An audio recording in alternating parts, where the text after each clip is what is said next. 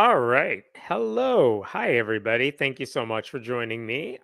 Tonight, I have Den who is helping out with moderation. So if you leave comments and questions, we'll get to them in between stories. As always, you could support the show by going to patreon.com/Hemant.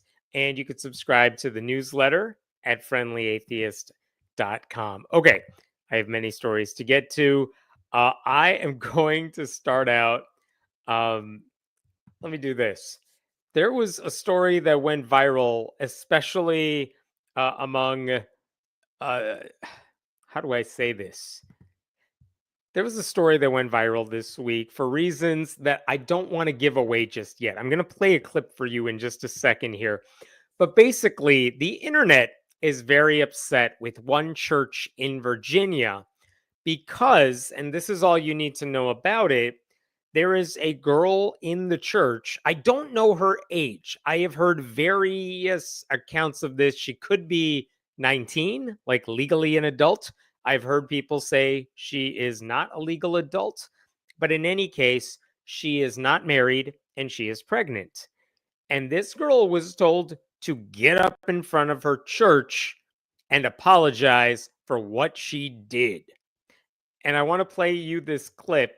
I will tell you, I've stitched together a few different scenes here just for the sake of time. But let me play it for you, and then we will talk about it afterwards because what they're doing to this woman and what the pastor says after she speaks is kind of incredible. Before we go any further, we want Sis Miles' daughter want to approach the church at this time in Jesus' name. Come on, Sis Miles.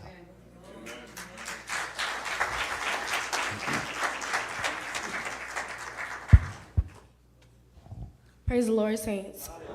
Stand right in front of the congregation. Yeah, right in front of you. Don't touch that table. I want to apologize to everybody in here because I am pregnant. I'm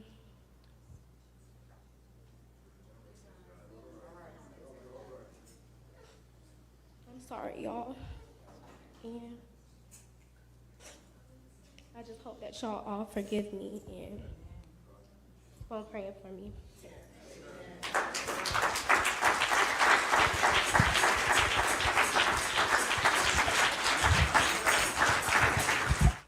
The church praying for you. We ain't gonna condone your sin now. We ain't gonna do that. Ain't no baby showers going on. That's what you lose out at. When you have a baby out of wedlock, ain't no baby showers. And nobody at this church about to attend one.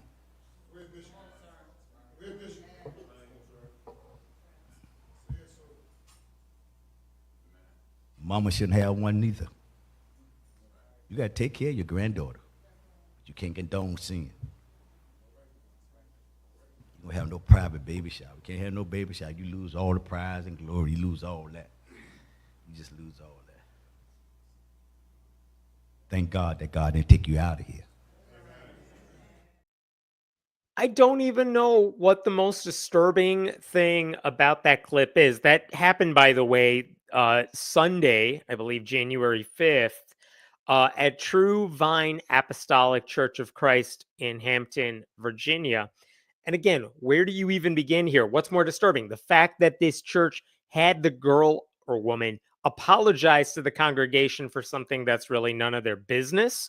The fact that they kept the live stream going while she did it.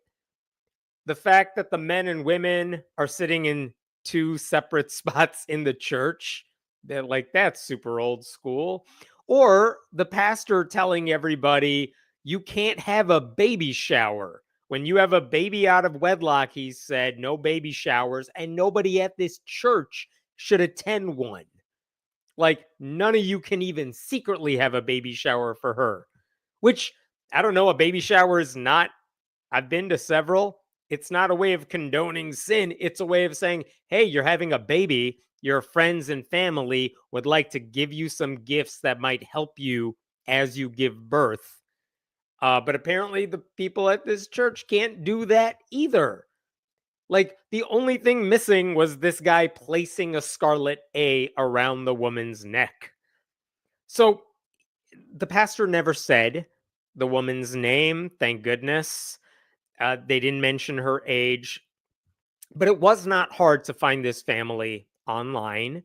And the woman's mother, she actually defended the church's actions. She actually said in a post that is either now privatized or deleted, I don't know which one, that that people criticizing the church are interrupting my peace and causing more damage than good. Let me show you what this mother said later on. Here we go. This is her post that is now deleted. To everyone that's concerned, we greatly appreciate it. However, I do want you to know that you are all interrupting my peace and is causing more damage than good. You are showing up, disrupting my church, my beliefs, and disrespecting my pastor. I am where I want to be and where I chose to be. We were not forced or manipulated to stand before the congregation. My daughter willingly approached the congregation, which I don't know, man. I saw that video. She didn't look like she was doing that she was not volunteering to get up in front of everybody and break down in front of them. And then this idea that she was welcomed and embraced with open arms when she was tearing up in front of everybody. Did you see everyone running up to her and embracing her? I did not. I stand on what I've been taught, and I am raising my daughter to do the same. I stand with my pastor that is at True Vine Apostolic Church of Christ. So that's the mother of the woman you saw in the video. And so there are people online who are like, I want to give this woman a baby shower. I want to help her out. I feel bad for what she had to go through. Well, apparently she is fine with it, and her mother is fine with it. So no baby showers for anybody, apparently. I don't know, this idea that this woman willingly approached the congregation and wasn't forced or manipulated to do it. Let's suppose that's true for a second. Let's say this woman or girl, let's say she thought, okay, they're not making me do this, but I feel obligated to do this because of something. There's still coercion happening there. There's still pressure that this is the thing you gotta do. And that part is disturbing as well. And the comments online, I gotta say, are really, really interesting when you follow this story. Let me show you a few of them. Extremist practices like these are seen within cults. This is an interesting one. This is the worst of church culture. Jesus did not treat Mary Magdalene or any other sinner like this. This one was pretty blunt. Making a teen girl, we don't know if she's a teen, making a teen girl come up to the front of the church to apologize for being pregnant out of wedlock makes me want to burn every church down. I am not condoning that, but I do understand the rage. This is interesting too. My mama got pregnant at 16 with my older brother. Her church made her do the exact same thing. That was 40 years ago.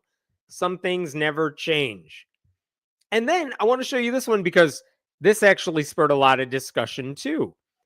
Why isn't the man who impregnated her not up there with her? It takes two to tango, which is a very interesting question I could not get an answer to. Where's the guy in all this? Is he a member of the church? I saw a lot of commenters who are like, the pastor is acting this way because he's the one who impregnated her. We don't have any proof of that. But yeah, where's the guy in all this? How come he gets off scot-free while the woman in this case is publicly shamed in front of the congregation, right? None of that makes any sense. None of the people online said she appeared to be doing this willingly, right? She technically apologized on her own, but that pressure is there. And I wonder how much pressure is there now against that woman to get married right now before that baby is born. I don't think that would make the situation any better, forcing people to get married against their will. Now, what about this guy? I want to know why the guy isn't apologizing to the church. I am very curious if the men who attend that church also have to step up to the microphone every week to confess their sins, right? Like, if all Christians are sinners, and that's kind of part of the package, how come this sin required a public apology? But as far as I could tell from various live streams of this church, this is not a normal thing they do every week. You don't stand up in front of the congregation and tell them whatever you did that God might not approve of. This seemed like a one-off just for her. And again, if everyone's a sinner and you're not condoning sin, how come she has to apologize but no one else does? Because other people at that church are doing things that are hypocritical. I don't know. The irony to me in all of this is that how she could have avoided that public shaming? All she had to do is quietly get an abortion. If she did that, no one would have had to know. No one would know she was pregnant, except she and her immediate family, maybe. But I'm guessing this church is not promoting abortion rights either. But think about the position they're putting her in. They're basically saying, if you get an abortion, we're going to be very mad about you getting that.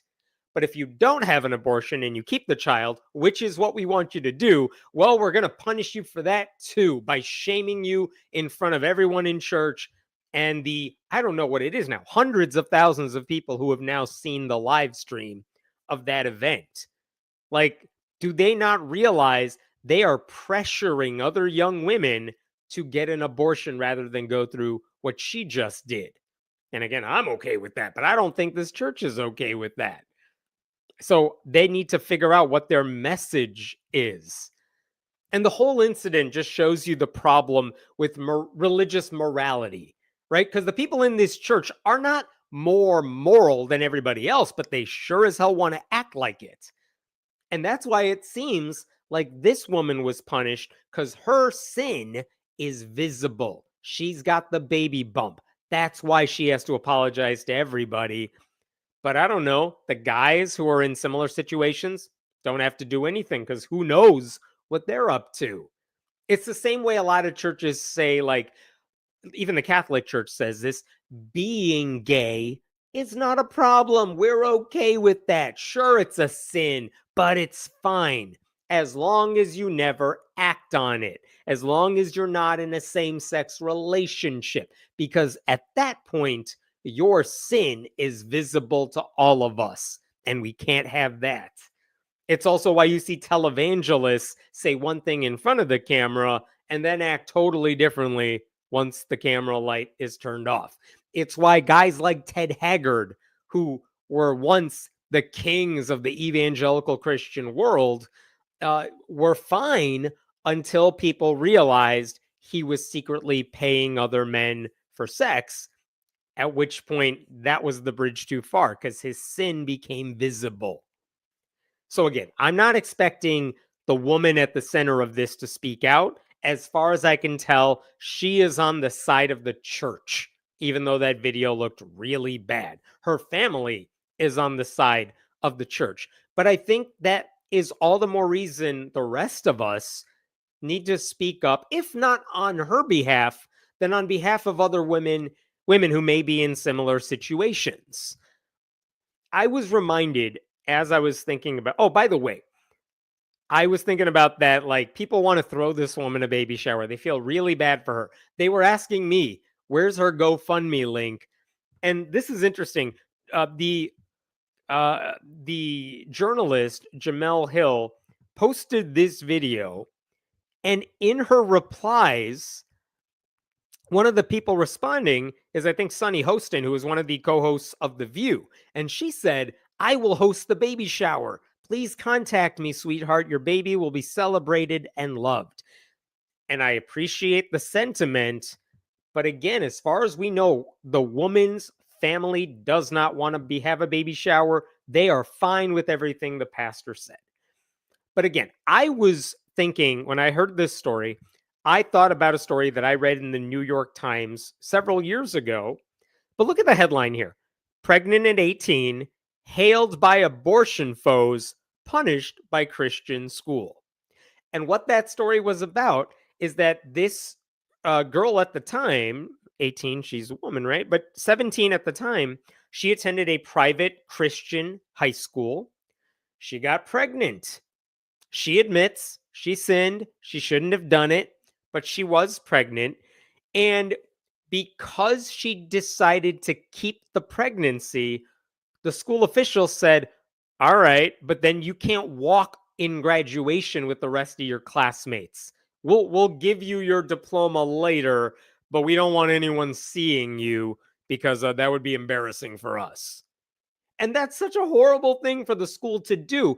And the article in question was kind of pointing out the fact that, listen, if this girl got an abortion, she could have walked graduation. The school would never have punished her over it. So what the hell is the school trying to do here? What message do they want to send to other women? Is it terminate the pregnancy, which is not what they want to do, or is it keep it, but if you do, we're going to punish you for that? And that dilemma was the issue. And before you feel too bad about that girl, she actually ended up writing an essay that got published in the Washington Post, all about her predicament, where she said, I got pregnant. I chose to keep my baby, and my Christian school humiliated me. But even that girl basically said, I deserved the punishment.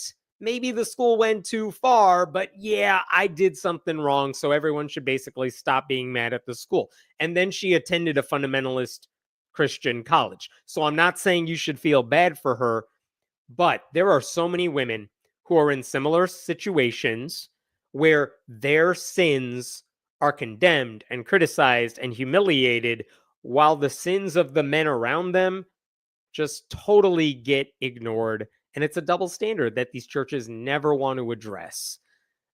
I think, to me, this story isn't even about the woman. It's about the church. It's about the hypocrisy and the shame and the needless cruelty that religion can cause. And it's a reminder that religious dogma can always get in the way of decency. One last thing before I finish here. I saw a different video, a TikTok, where I guess some guy who is not a part of the church, he came to this church during the course of the week and confronted the pastor about what he had done. And they politely-ish, they kicked the guy who was videotaping out of the church. They did not address any of the questions he had. I just want to say, I don't think that approach is very helpful here. The pastor is not going to have a change of heart. And I think having some outsiders condemn him in his building, I don't think that's going to make him any more. I don't think that's going to make him change his mind. I think it'll only serve to make him even more defensive of what he did and say, yeah, I was right to do it. So I think the rest of us should talk about it, but you don't need to include the pastor. You don't need to include the church. Just let's discuss how despicable this church's actions were and why no woman should have to go through what that woman did either. All right, I'm going to pause there for now. What questions do we have here? My grandma went to my mom's baby shower after being shamed from my big sister. Diehard Catholic, she told my mom that people like you don't deserve baby showers. Oh, so this is a common thing. This is so disgusting. Shame on them. I mean, yeah, one thing I do appreciate is because this church live streamed this event, and usually when something like this happens in a church, they pull down the video. This church did not. They left it up there for everybody. They don't seem one bit ashamed of this at all. And I think it's good. I think the rest of us can share this clip. We can all see what this church is doing. And if that makes you never want to be part of a church community, yeah, well, there you go. Thank you for that donation, by the way. All the women on one side, all the men on the other. Tells you a lot about this church right here. Yeah, it really does. It's a weird thing to see. And I don't know if that's unique to like certain black churches. I know it's not the case everywhere. But yeah, I mean, I definitely noticed. And even if they have good intentions or something, it's not a great look, especially when the clip is shaming a woman. Apparently, the pastor believes the baby also sinned and doesn't deserve clothing or diapers. Yeah, they're so pro-life. We don't know what the girl's situation is. I don't know if she has any money to take care of the baby or the family support you wish you had if you have a baby. And so not having a baby shower doesn't mean she doesn't get a party for getting pregnant. It means she may not have the needs you have to have when the baby is born. And again, what's the church going to do for her? Because the pastor has told everyone in that church, basically, don't give her anything for this. Did this just happen this week? Feels like I've traveled back to the 1960s. Yeah, it happened this past Sunday. Sorry, doing the math here. I think that was the 5th. Yeah, it happened January 5th. That's when the live stream is from. Disturbing. I wouldn't count on the father stepping up to publicly apologize. Christianity in America has a different set of rules for men and women. Very, very true. I think I'm not surprised that the dad didn't step up here. I am surprised a little bit that the church didn't say anything about him, right? Like, if they wanted her to apologize, why didn't they go after him? Did they try? I feel like if they tried to get him to say something and he didn't want to show up, they would have said something about it. If he's part of the church, they definitely should have said something about it. I wish I had the answers. I don't know where this daddy is coming from. Please let us know if they get around to shaming the guy next Sunday. Oh, I'd be very interested in watching that apology. All right. Thank you. Please sign up at friendlyatheist.com for the newsletter. Let me show you. Let me get this stuff ready for another story here. And close out the tabs. All right.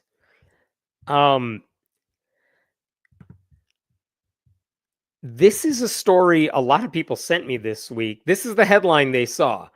A lawmaker to back bill requiring 10 commandments be taught in South Dakota schools.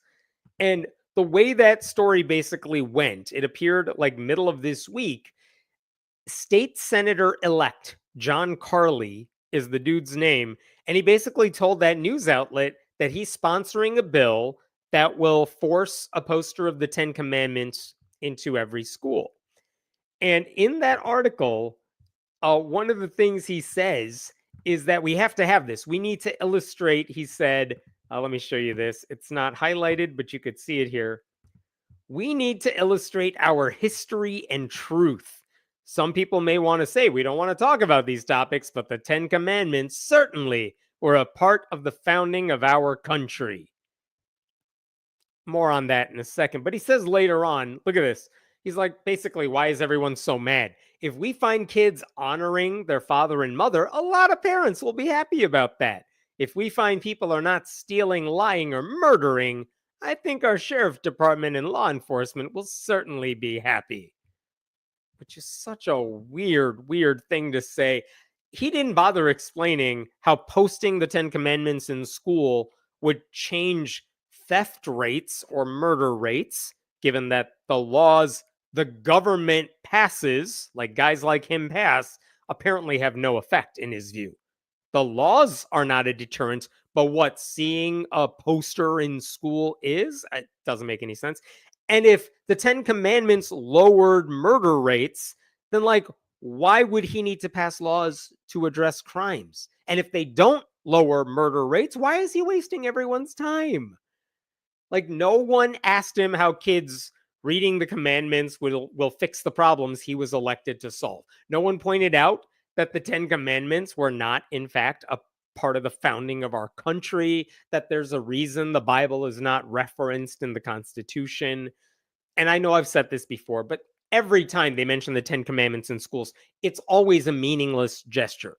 You will never find the story of a school shooter who was going to plot out some path of destruction and then saw a poster of the 10 Commandments and then reconsidered because they're like, oh, the rule is thou shalt not kill.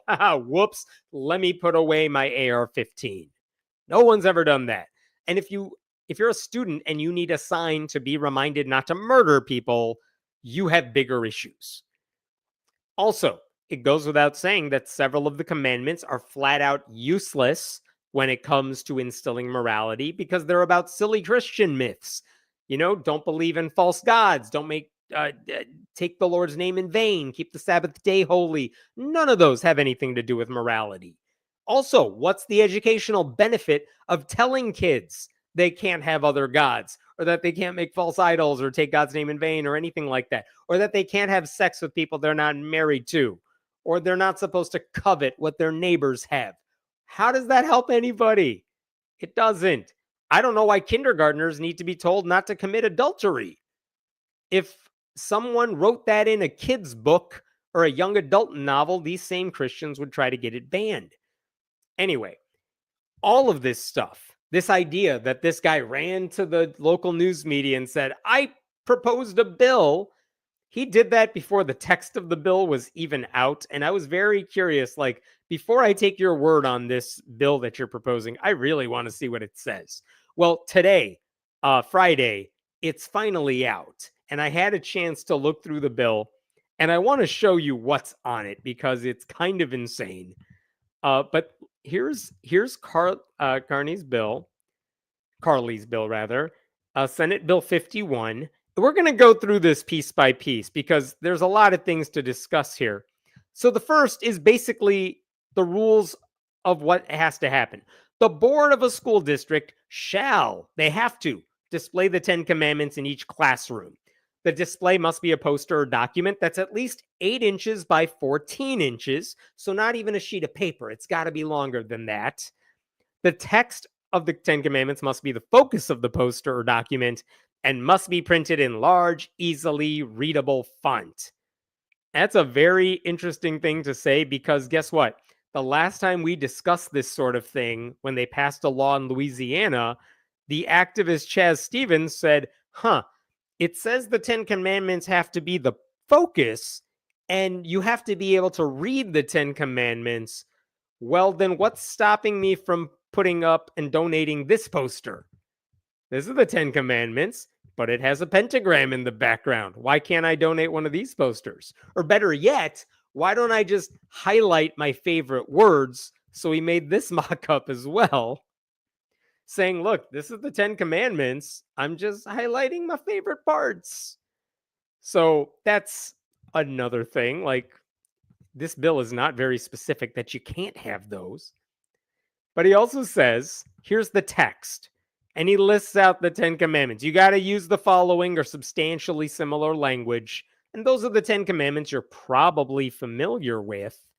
Though I will say, if you were making a list of moral rules, you and I and whoever's watching, we all know, no sane person would say these are the 10 rules for a moral life because like half of them are useless. A lot of important rules are left out. It's not a good list. In addition to that, there are so many different translations of the Bible used by different kinds of Christians, and the 10 Commandments may change depending on which version you use. I mean, some of them say don't worship graven images. Others say don't worship false idols. Those are not synonymous. So putting up a particular version of the 10 Commandments, that's not just an admission that a school district doesn't care about non-Christians. It's an admission that they don't care about other kinds of Christians, right? And that's just part 1 of this bill. What is part 2? Part 2 says it's a disclaimer rule. It says the following statements have to be put up next to the commandments. And what are these disclaimers right here? There's 3 of them, and they're kind of long. But look at this. Number 1, you have to put this disclaimer next to the poster. The 10 Commandments were a prominent part of American public education for almost 3 centuries. Around the year 1688, the New England Primer became the first published American textbook, blah, blah, blah. Okay. It was used in public schools for more than 200 years to teach Americans to read and contained more than 40 questions about the 10 Commandments. Okay, if we started using this book in 1688, before we were a country, and until like just barely after the Civil War, I'm just saying maybe it's not the textbook you want to use these days, and it's not the best example to highlight. Like, we've always had this around. Because you know what you didn't have in 1688 in America? You didn't have any religious diversity. You also didn't have any black people in schools or free. Like, if you have to point back to 1688, like, that's when we did it right. You have made some big mistakes. What's the next disclaimer? The Ten Commandments were also included in public school textbooks published by educator William McGuffey. A version of his famous McGuffey Readers was written in the early 1800s. Right, slavery, and became one of the most popular textbooks in the history of American education. Yeah, before we started even having public schools and before everyone could attend those schools. Who cares if it was popular before the advent of public education in the United States? And he says the Ten Commandments also appeared in textbooks published by Noah Webster. Also, very old reference. In his work, Letters to a Young Gentleman Commencing His Education, blah, blah, blah, was among works that together sold a lot of copies and everyone used it. And I guess some schools used it until the year 1975. All right. Again, if this is the disclaimer, what is he trying to say? He's trying to say, look, the Ten Commandments have historically been around for a long time, which is true, but also hundreds of years ago, Christianity was the only game in town. You can't say, hey, remember back when you had no other options? Let's go back to that time, because when no one had any options, my religion was the basis of everything. Yeah, we've moved past that. We have progressed from there. Why do we want to go back? That makes no sense at all. By the way, the New England Primer, like the first disclaimer, that wasn't used in public schools. We didn't really have public education. It was used almost entirely in religious schools. And I also looked at a copy of the McGuffey Reader that's available online. They have like a story about the Ten Commandments in there, but like most of that book has nothing to do with religion. There's a lot of reasons all of these textbooks went out of style for a long time, right? And where did he even get this disclaimer list from?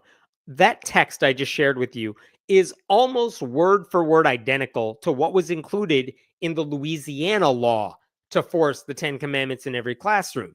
And as I'm sure a lot of you know by now, that law was passed and a judge has already said it's illegal.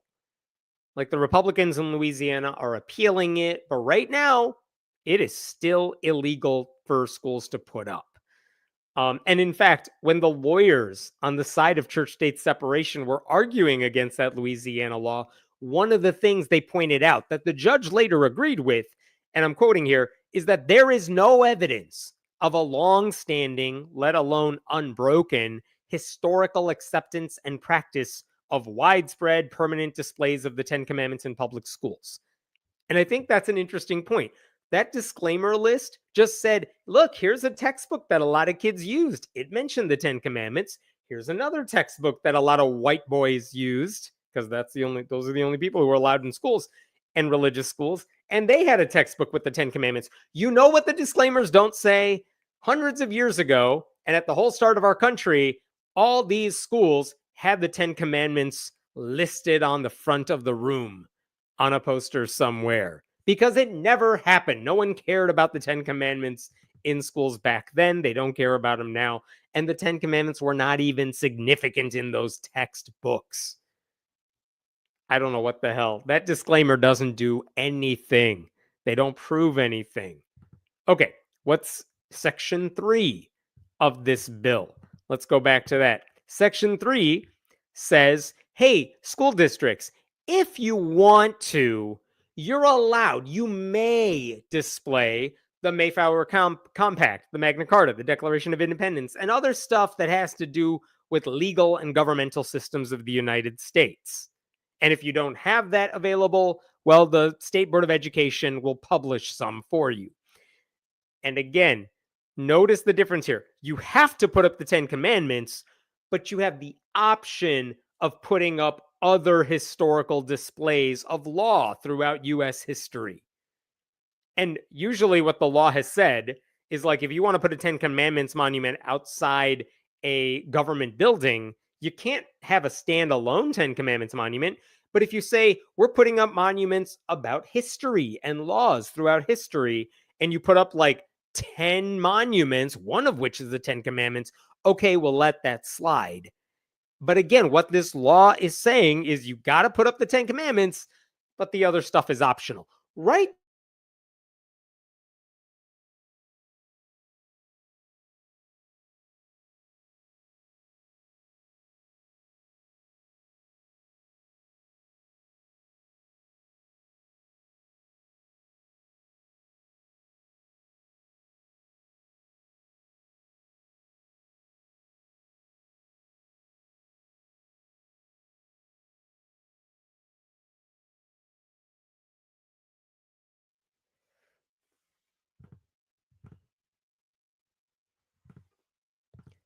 There we are. Dan, can you see me now? Give me a thumbs up. You can. Let me know what the timestamp is on that. I'll fix it later. Sorry about that, everybody. But the point is, if you say certain things are mandatory and other things are optional, you are basically telling the world that you want to promote Christianity, not really educate students. So this right here, if I'm filing a lawsuit, and I'm not a lawyer, but if I'm filing a lawsuit, I point to this section of the bill and say, this is why the whole thing is illegal. All right, what is section 4 of this bill? Section 4. This is pretty short. It just says if anyone wants to donate displays, that's cool. Schools can take them.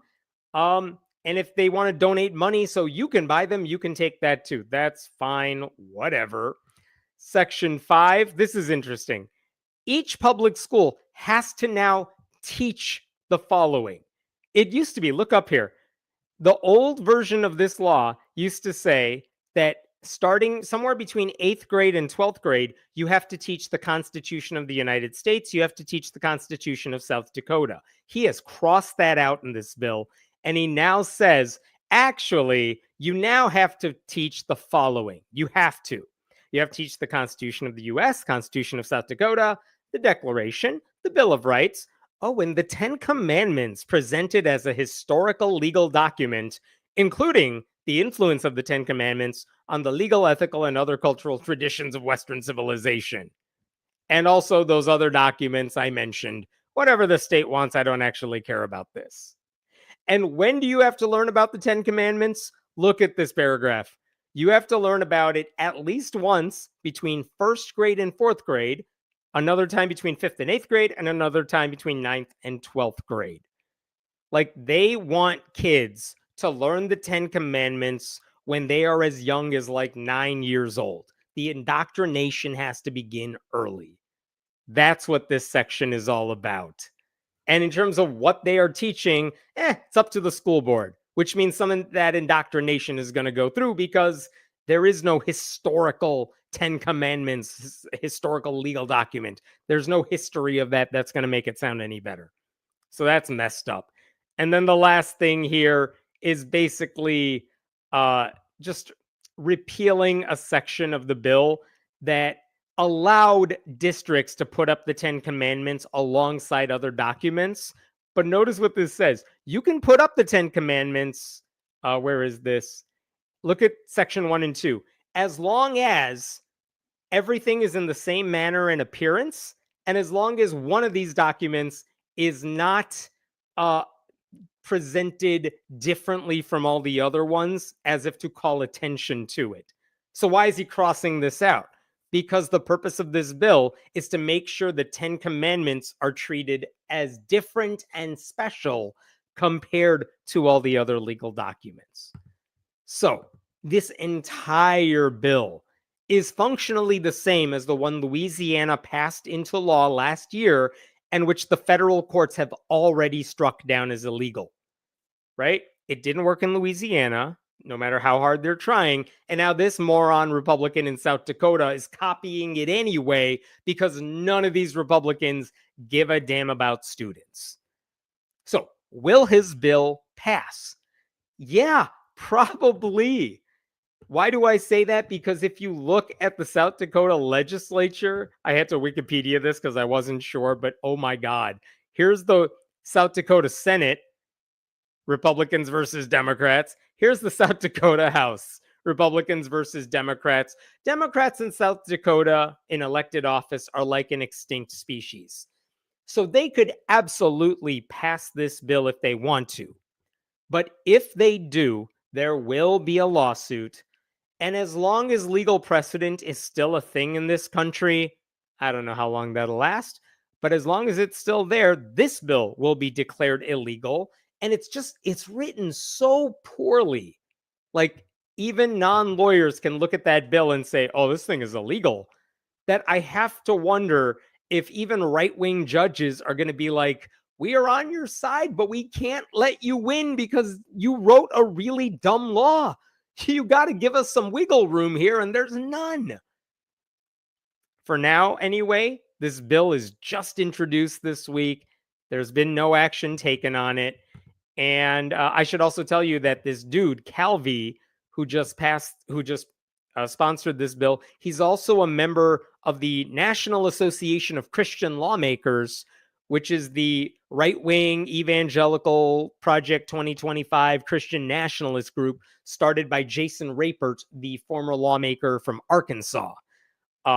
Just a whole bunch of wannabe theocrats. He's the South Dakota chair of that organization. So no wonder he's pushing something like this. The dude's not even sworn into South Dakota's legislature yet. That's like next week. But he's already trying to find ways to shove Christianity in everyone's faces. All right, I'm going to stop there for this story. What other questions we got here? I can already not steal or kill without the 10 commandments. Wow, Ricardo, you're like a moral amazing dude. It's kind of amazing how so many of us who are not Christian don't steal, don't kill. Like, we're fine. It turns out if you're not Christian, you can still be moral. And in fact, the statistics bear out, usually are. Like, if you need the 10 commandments to not hurt other people, you're the problem. Like, you shouldn't need a list telling you stop hurting other people. And again, that same list had no problem with slavery. Elizabeth, thank you. How dare you critique their fanfic history? I know. I'm doing what so many lawyers before me have done many times over in court, which is go after their David Barton-esque fanfic version of American history that has no basis in reality. It shouldn't be hard to do this. And I don't know why Republicans refuse to learn any of this history. I don't know if it's just ignorance or hoping that no one will notice. Grandstanding. He's wasting everyone's time so he doesn't actually have to do something useful. I mean, yeah, that's everyone in the party at this point, isn't it?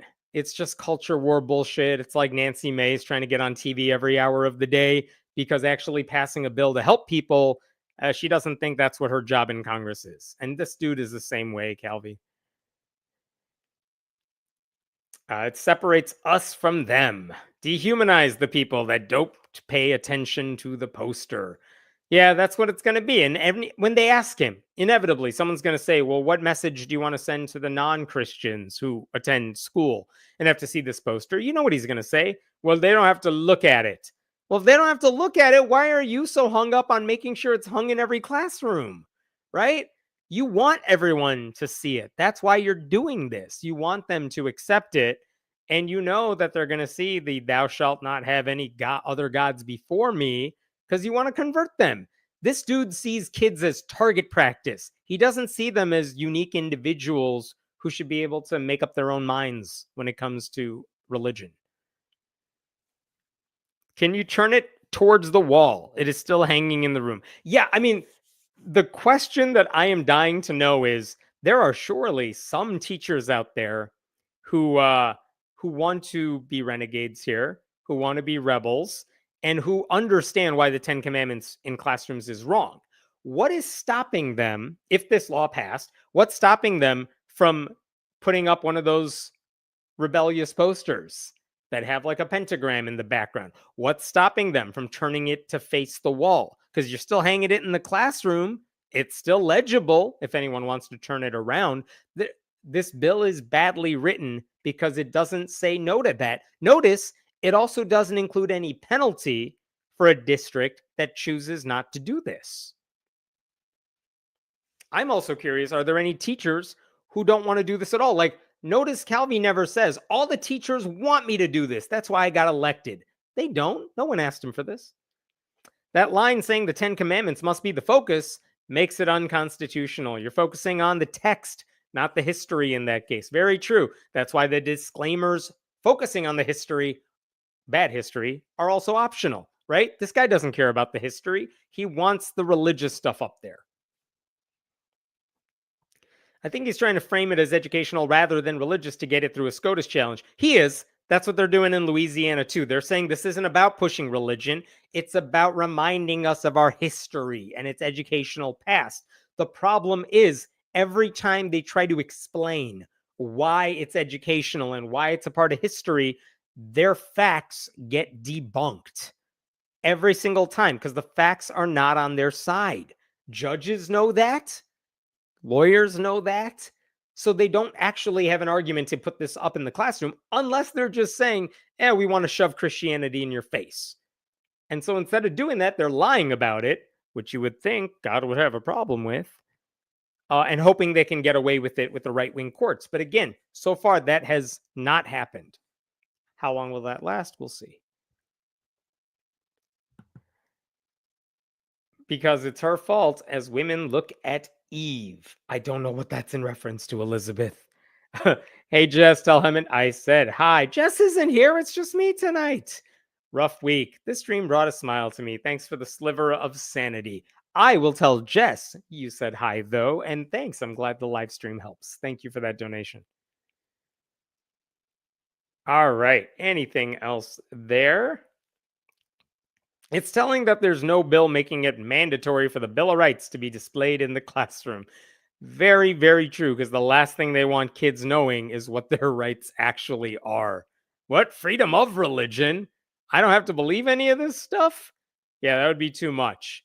That's kind of the optional thing. Yeah. They always tell on themselves, don't they? All right, free newsletter. Go sign up right now. I'm going to move on to a different story. Oh, you're going to enjoy this one. Okay. We can remove that banner there. Okay. So in Oklahoma, there is a legislator, state senator named Dusty Devers. And I'm just gonna look aside from his name right now. He just filed a bill for the next legislative session that is so disturbing that we have to talk about it. But this is the bill he just filed. It's for the new legislature in 2025, Senate Bill 228. And basically, it's a bill allowing people to get here it is right here, letter A. This act shall be known and may be cited as the Covenant Marriage Act of Oklahoma.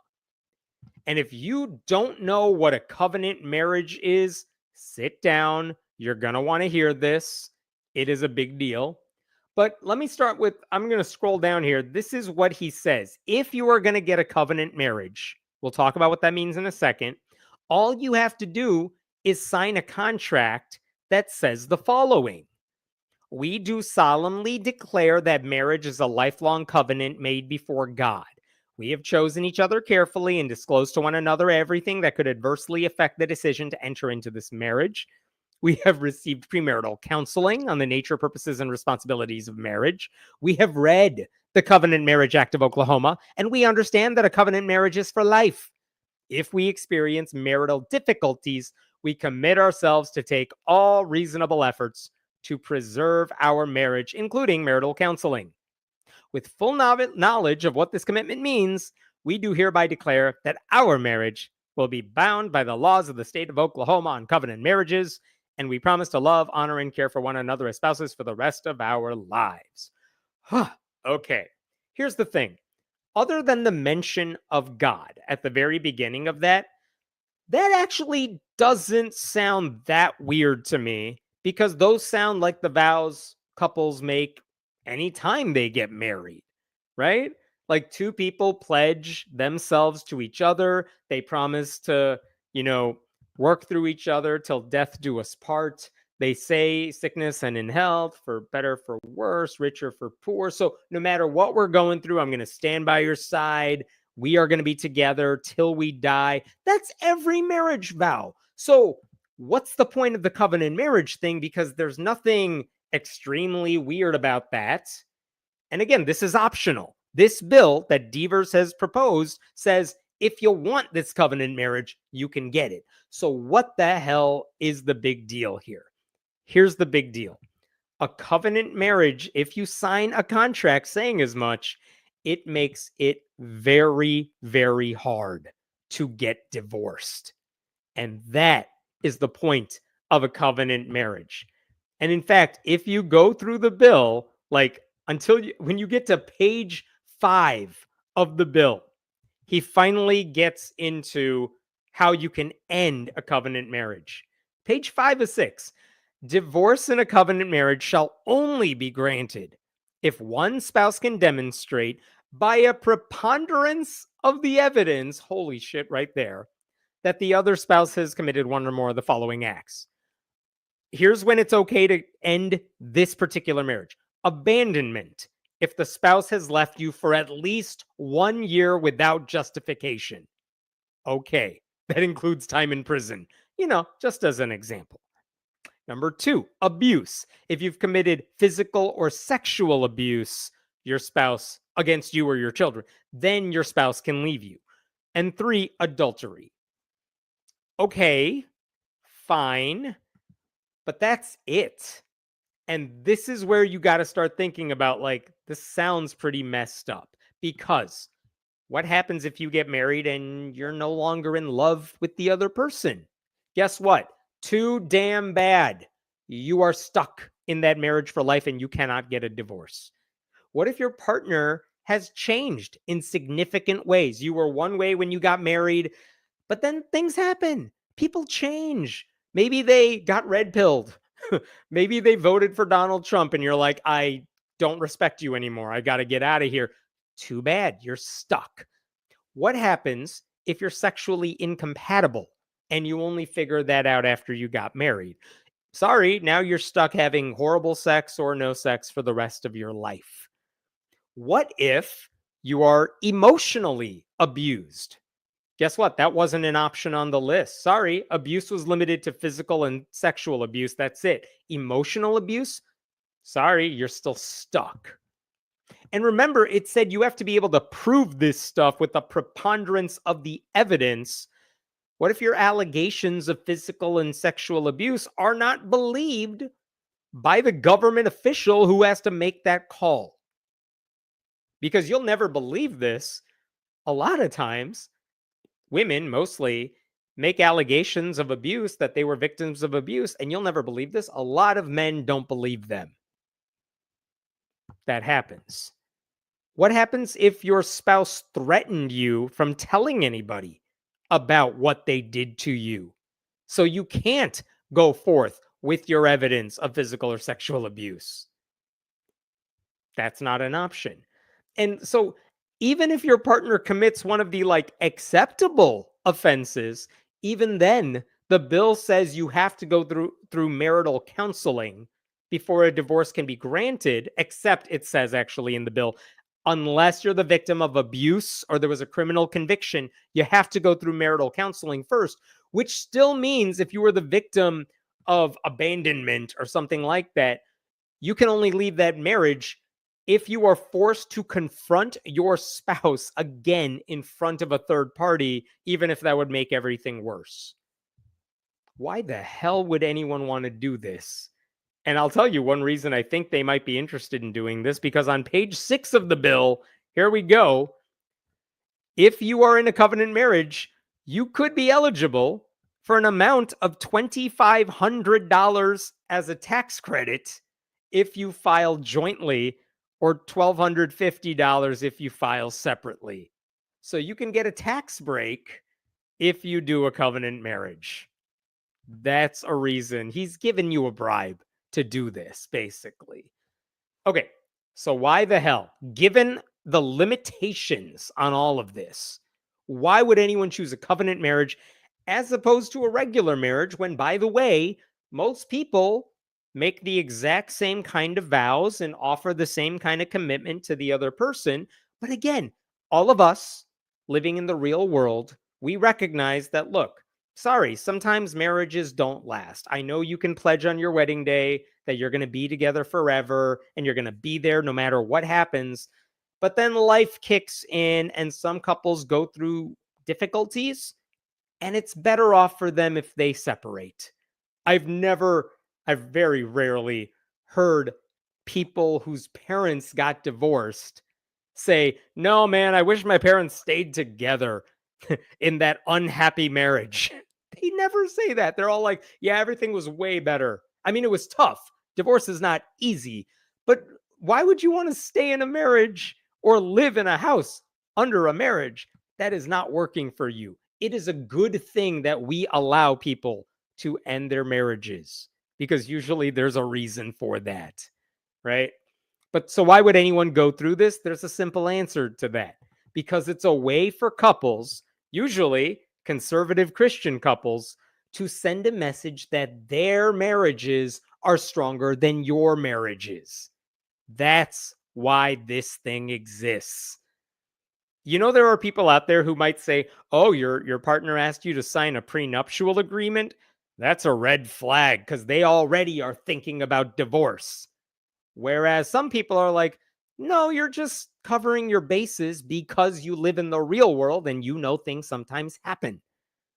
Like the same people who think a prenup is a red flag are the people who might say to a young Christian couple, if you don't get a covenant marriage, it's really because your partner's already thinking about getting divorced. And that's the wrong message, but that's the pressure that's going to exist on couples if this is an option on the table. A covenant marriage is nothing more than a Christian threat made against young couples. And if any of this sounds familiar, I'm sure some of you have already said this in the comments, but if any of this sounds familiar, it's probably because when Mike Johnson, the Speaker of the House, first became Speaker 2 years ago, people were trying to figure out who the hell is this guy who got elected after Republicans ran out of all the other options. And when people started digging into who is Mike Johnson, it turns out he's one of the dudes behind covenant marriages. And let me tell you what happened there. In 1997, in response to rising divorce rates, conservatives in Louisiana passed a law making covenant marriages an option.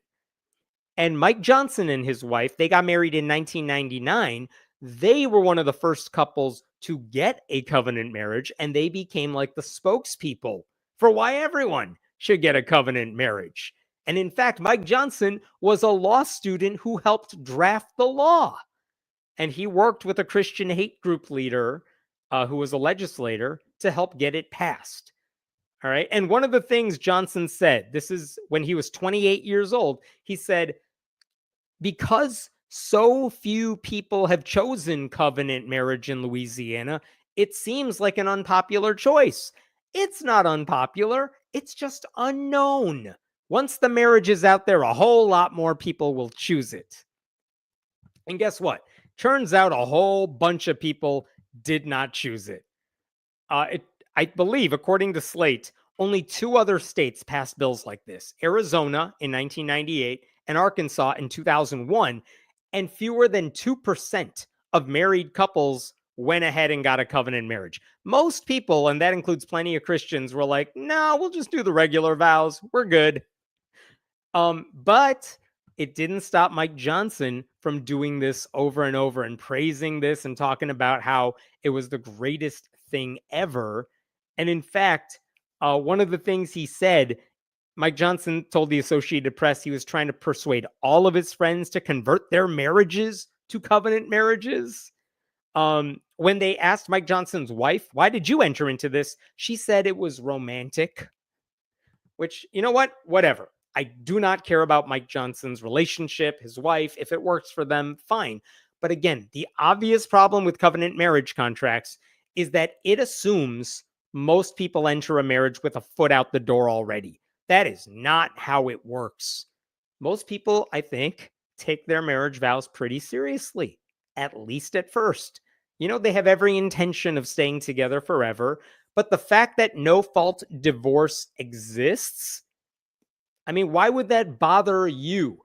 Why would that interfere with your marriage if you don't think you're going to need it? It shouldn't. The fact that no fault divorces exist shouldn't be any concern to you if you have no intention of getting divorced. It's like insurance. It's nice to have in case you need it, right? Because again, you don't walk into a marriage thinking you're going to get divorced. But when you realize that's where you need to go, you're going to be glad the laws allow you to do that. Again, people don't always leave because of abuse, adultery, or abandonment. They might leave because they're unhappy, or they're not compatible, or they have a lot of very serious disagreements they only found out about after marriage. There are legitimate reasons to walk away from a relationship. side note, maybe. Like, I'm always very disturbed these days when I hear people saying, my parents were married for 50 years. Jimmy Carter, he was married to his wife for like 77 years or something. And that's fine if you're happy together. But if you think the only way to define a happy marriage is by how long you're in it, that's a red flag to me, because longevity should never be the goal of a relationship. If you're unhappy after 5 years, then end the marriage after 5 years. Don't stick together because you're unhappy, right? And if you're happy for 70 years, good for you. That's nice. But the length of your marriage is not a goal to aspire to. Happiness within a marriage should be the goal you are aspiring to. And in fact, when the Washington Post covered Mike Johnson's bill like 20 some years ago, they actually pointed out that this could be bad. This is what the Post said at the time. That kind of encouragement to get a covenant marriage from pastors, friends, relatives, and of course, fiancés could constitute a form of emotional blackmail, critics contend, in which a reluctant man or woman is pressured into a covenant marriage and later resents it. Yeah, like these contracts are a form of entrapment. They're forcing you to stay in the marriage no matter what. And that's scary. Again, I don't think anyone gets married thinking about how to take the exit ramp. It's that life happens, situations change, and when that happens, everyone is better off knowing there's a way out, as difficult as that may be.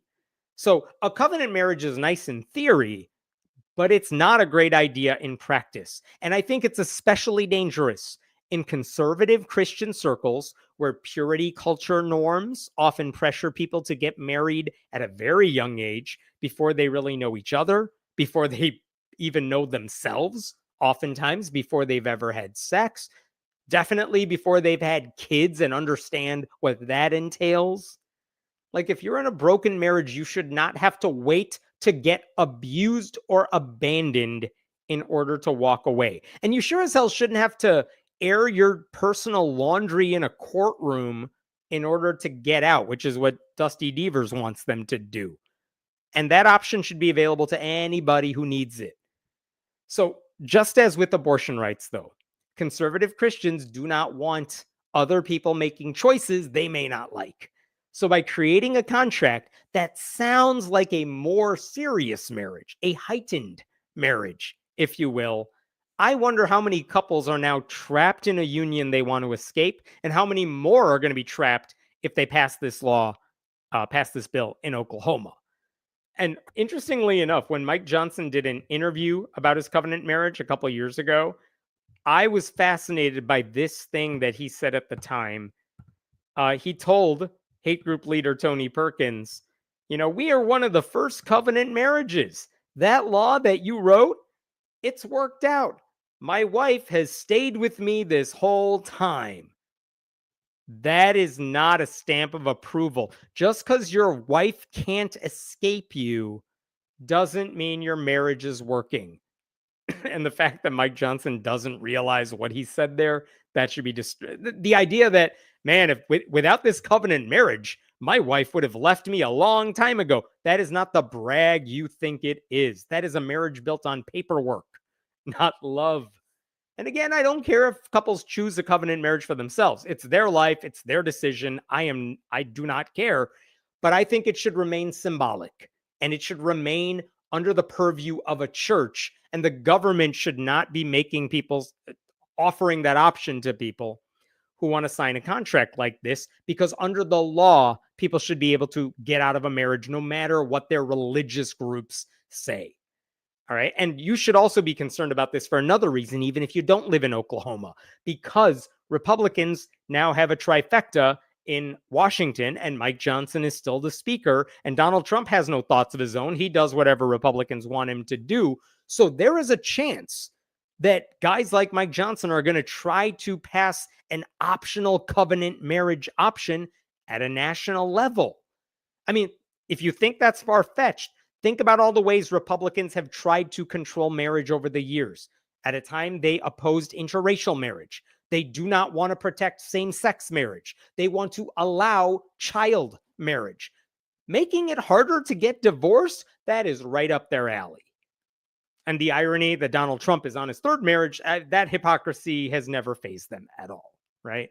So again, it's not that anyone would be forced to sign a covenant marriage bill if Deaver's bill becomes law in Oklahoma. My concern is that the sort of people pressured to sign it are probably a lot of people who may one day be most in need of a way to break free. Dusty Deavers, by the way, tried passing a bill like this last year to ban divorces on grounds of incompatibility. He doesn't like no-fault divorce. That bill did not go anywhere.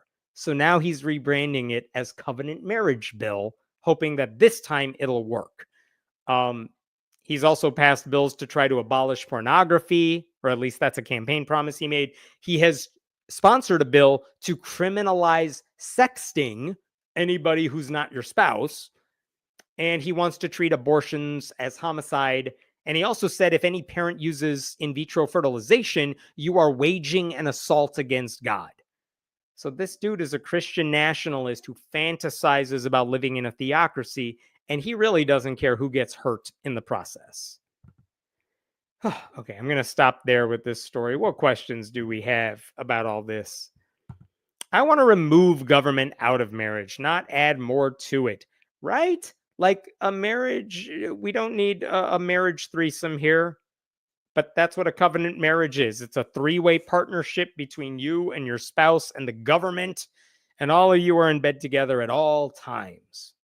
You're right on there. It's always the party of small government, except when it concerns your bedroom, every single time. So would this override normal divorce law for those who sign up? Yup. That's exactly what it would do. You cannot get a divorce. Even in Oklahoma, you can get divorced. But if you sign this contract, you could not just get divorced unless it fell under one of those three outs, including like physical abuse or something. If you just wanted to get out, you cannot. Unless your partner's like, I'm okay with this, I guess, maybe. But you're stuck. So covenant marriage is a life sentence then. A forced life sentence. And again, I just want to repeat, Heather, like marriage is meant to be a life sentence too. That's what you're signing up for. But again, stuff happens. That's how life works. Things can happen. It doesn't mean you're a failure. It doesn't mean your marriage was a failure either. Sometimes it just runs its course. But yes, covenant marriage is a life sentence that you go into marriage with, but that you are stuck with no matter what circumstances happen around you. And that's the problem with this.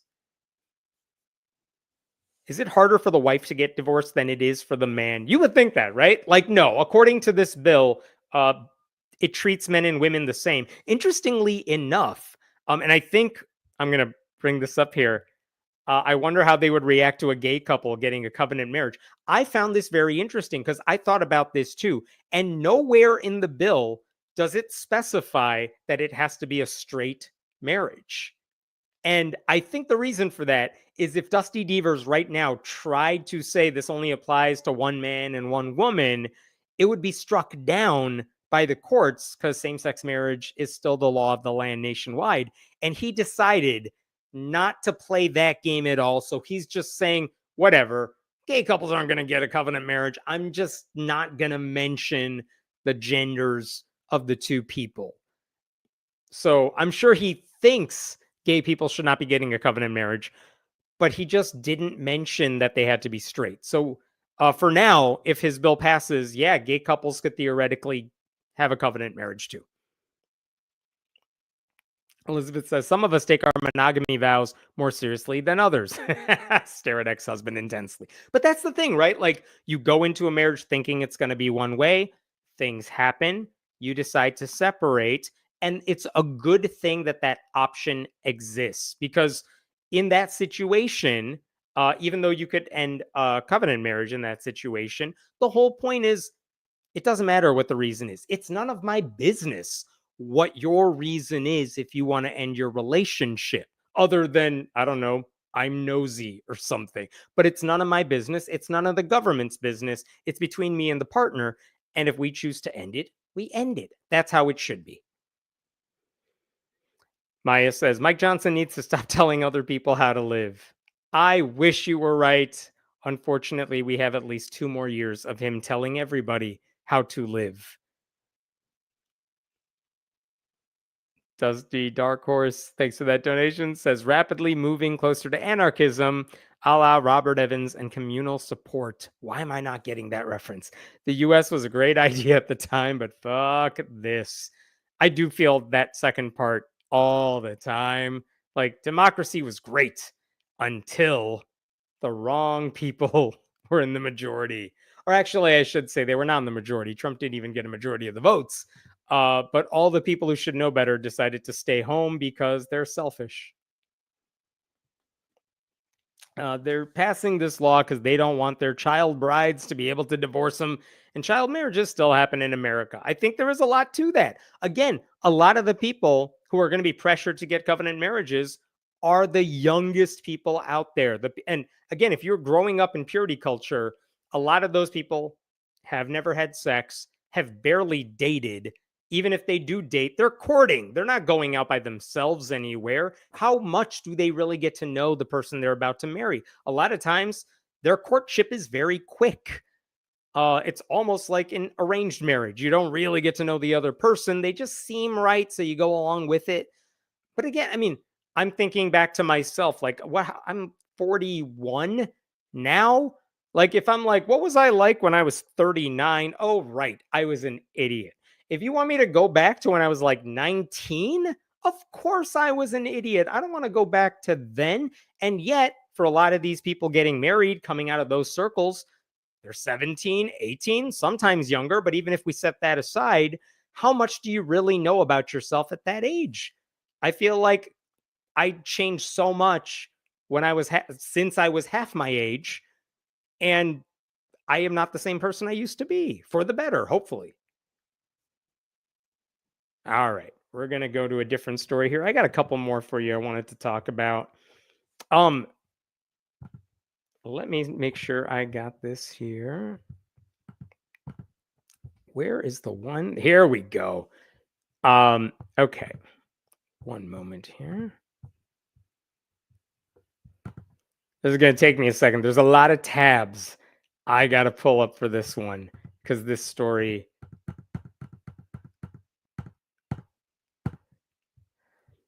Okay. This story has not gotten a lot of coverage outside local press, but when I read the details about it, I was shocked. And I'm trying to figure out how the hell this thing happened. So I'm going to try to explain it to you in a way that made sense to me. And I hope you can follow along here. It's going to be boring for the first minute, and I swear it'll get better after that. So let me show you this right here. This is the West Virginia Water Development Authority.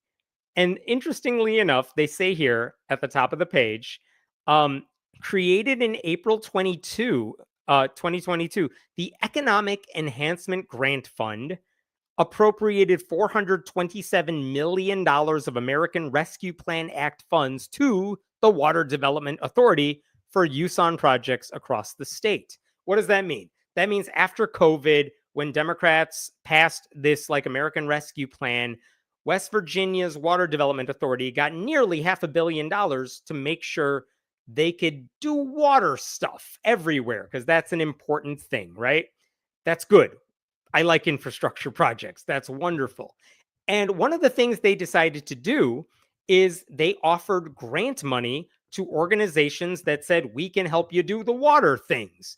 So this is an example of their page, the West Virginia Water Development Authority Economic Enhancement Grant Guidelines. Basically, they said we're allocating $250 million for this grant fund. And all you got to do, here's a list of rules, but you come to us and say, our company can fix the water pipes in this area, and it would be good for West Virginia. Great. We will give you that. I'm not going to go over all that stuff because it's boring as hell. But that's fine. Infrastructure should be boring. I'm glad they're doing that, though, right? So you can apply for money to do a water system, a sewer system, stormwater system, anything like that. Secular projects help people across the state. So this agency in October released their list of the latest grant recipients. And here's the spreadsheet with the latest grant recipients. It's super tiny font right here, right? But this is as of October 31st. And like, again, you can look through it. Look, the town, this is the first one on the list. Town of Triadelphia. No idea where that is, but let's see. They are getting $500,000. Okay, what are they going to do? The project consists of the acquisition and construction of certain line replacements, new fire hydrant and valve. You know what? I'm not reading the rest of that because I'm already bored, but that is fine. That's how these things work. Okay, I'm going to go back to that page though, because if you scroll down and you get to page 3, there's something very, very weird. At the top of page 3, look who's getting a grant. College of St. Joseph. They spelled it wrong, but okay. College of St. Joseph the Worker. That is a Christian college. Let's see where this is at. Steubenville, Ohio. Oh, it's not even in West Virginia. That's weird. How much are they getting? $5 million. Holy shit. What is this Ohio school doing for $1 million? Okay, let's find out. The project consists of the acquisition, construction, and equipping of multiple education facilities for the in-class and on-site training of the 5 major construction trades of HVAC, carpentry, masonry, electrical, and plumbing, materials for training, and all necessary appurtenances thereto, whatever the hell that means. That's actually it. The thing after that is for the next grant recipient. What the hell does any of that have to do with water? This is the question I need you to think about. A college in Ohio got $5 million from the water fund. For what exactly? Who knows? And I'll show you the college. This is the College of St. Joseph the Worker. Learn a trade, earn a degree, graduate without crippling debt. I mean, fine, I have no problem with trade schools. It's a Catholic school. We teach our students to think, but also to pray, to love, and to build. Fine, it's a Catholic trade school. I don't care. Why are they getting $5 million of water money? That doesn't make any sense. Now, let me play devil's advocate for a second. Maybe it's okay for them to get this money. Maybe if the college said, we want to work on water-related projects that are going to benefit the state of West Virginia, okay. I mean, it would actually be really hard to fight that one in court these days as a church-state separation group because the state is allowed to give money to a religious school for secular reasons. The Supreme Court's pretty much said that one's okay. So, okay, maybe that's the case, but the description didn't say they were working on water-related projects, right? It was going toward like construction of buildings. By the way, that $5 million grant was 4 times larger than the second highest grant of $1.27 million that was given to another group. So this college is getting a shit ton of money from this West Virginia taxpayers, really, or from taxpayers in general.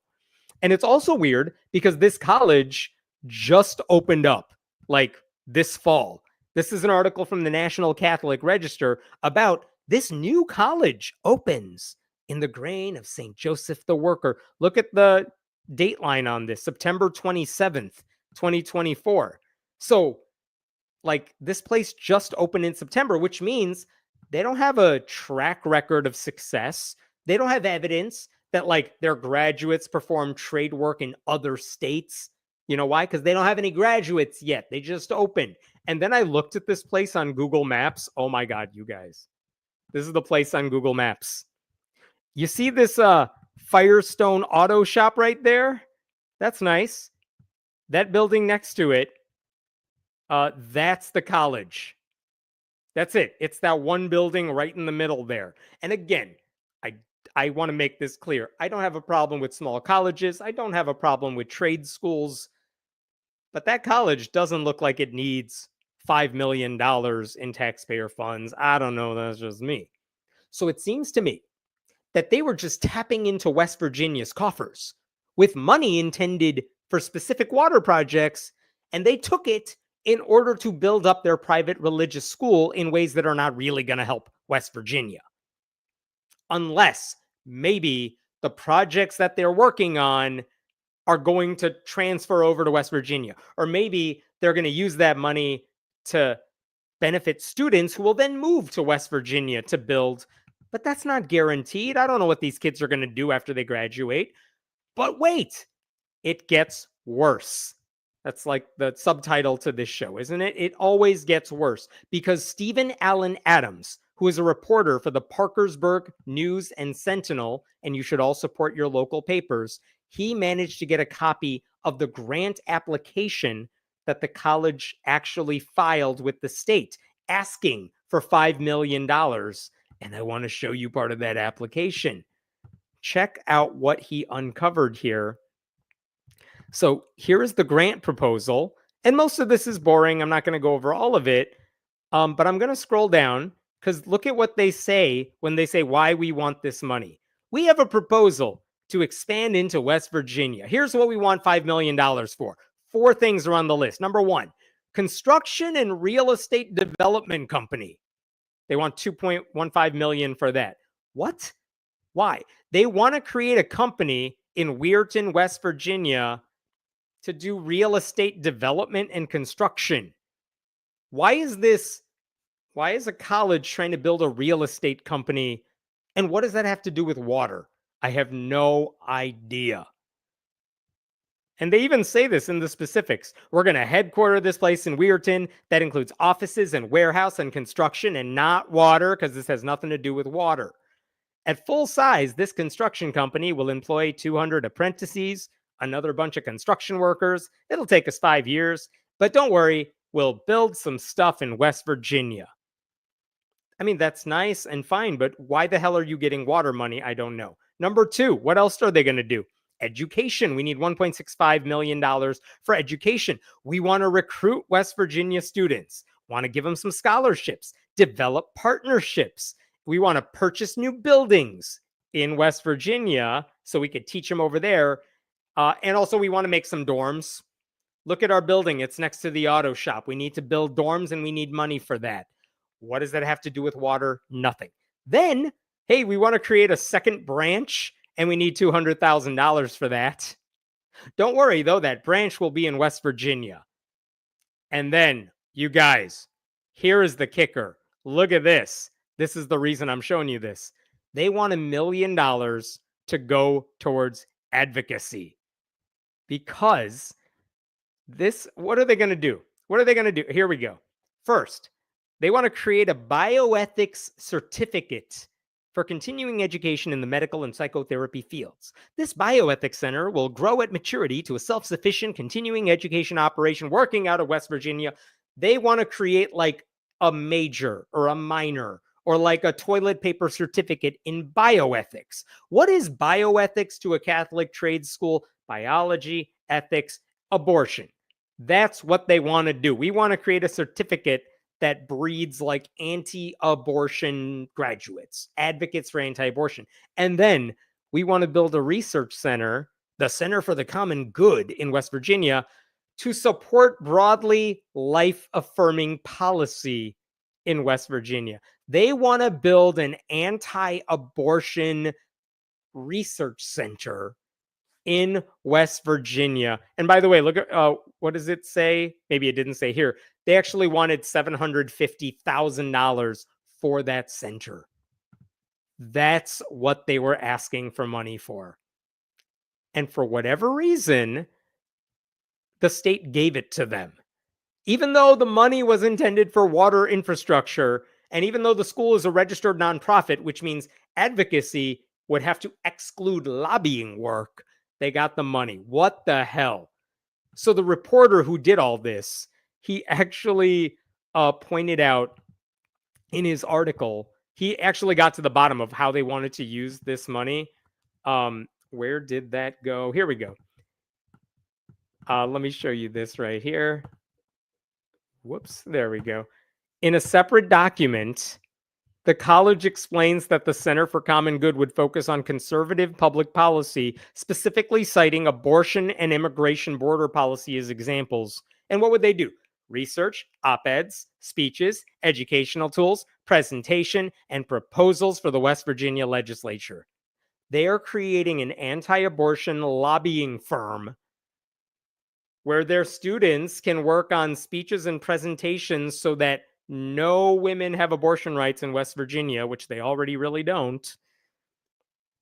And in order to do this, they're stealing money from building new pipes. Unfreaking believable. So how did this even get passed? Well, when college officials announced that they got this grant, they actually said, hey, we're planning to invest $10 million in expansion. $5 million is now coming from West Virginia and taxpayers. The press release that the college put out did not even mention the advocacy, the anti-abortion advocacy. Also interesting is that one local newspaper, the Cole Valley News, said that the $5 million grant they just received is nearly double the $2.6 million that the college is even worth right now. Their assets, as listed to the IRS, is $2.6 million. So they just got a gift that is worth almost twice as much as the entire school. Unbelievable. So reporters asked, there was a Republican West Virginia lawmaker. His name is Pat McGeehan. And apparently he was the liaison between the college and the state. And he's the reason this thing happened. He was directly involved in facilitating the application. He praised the move just before Christmas. He said he was thrilled about this project because he lives near the northern panhandle of West Virginia. And he said this is going to help them out a lot. And actually, if I could find this here, this is what he said to a local paper in response. Here we go.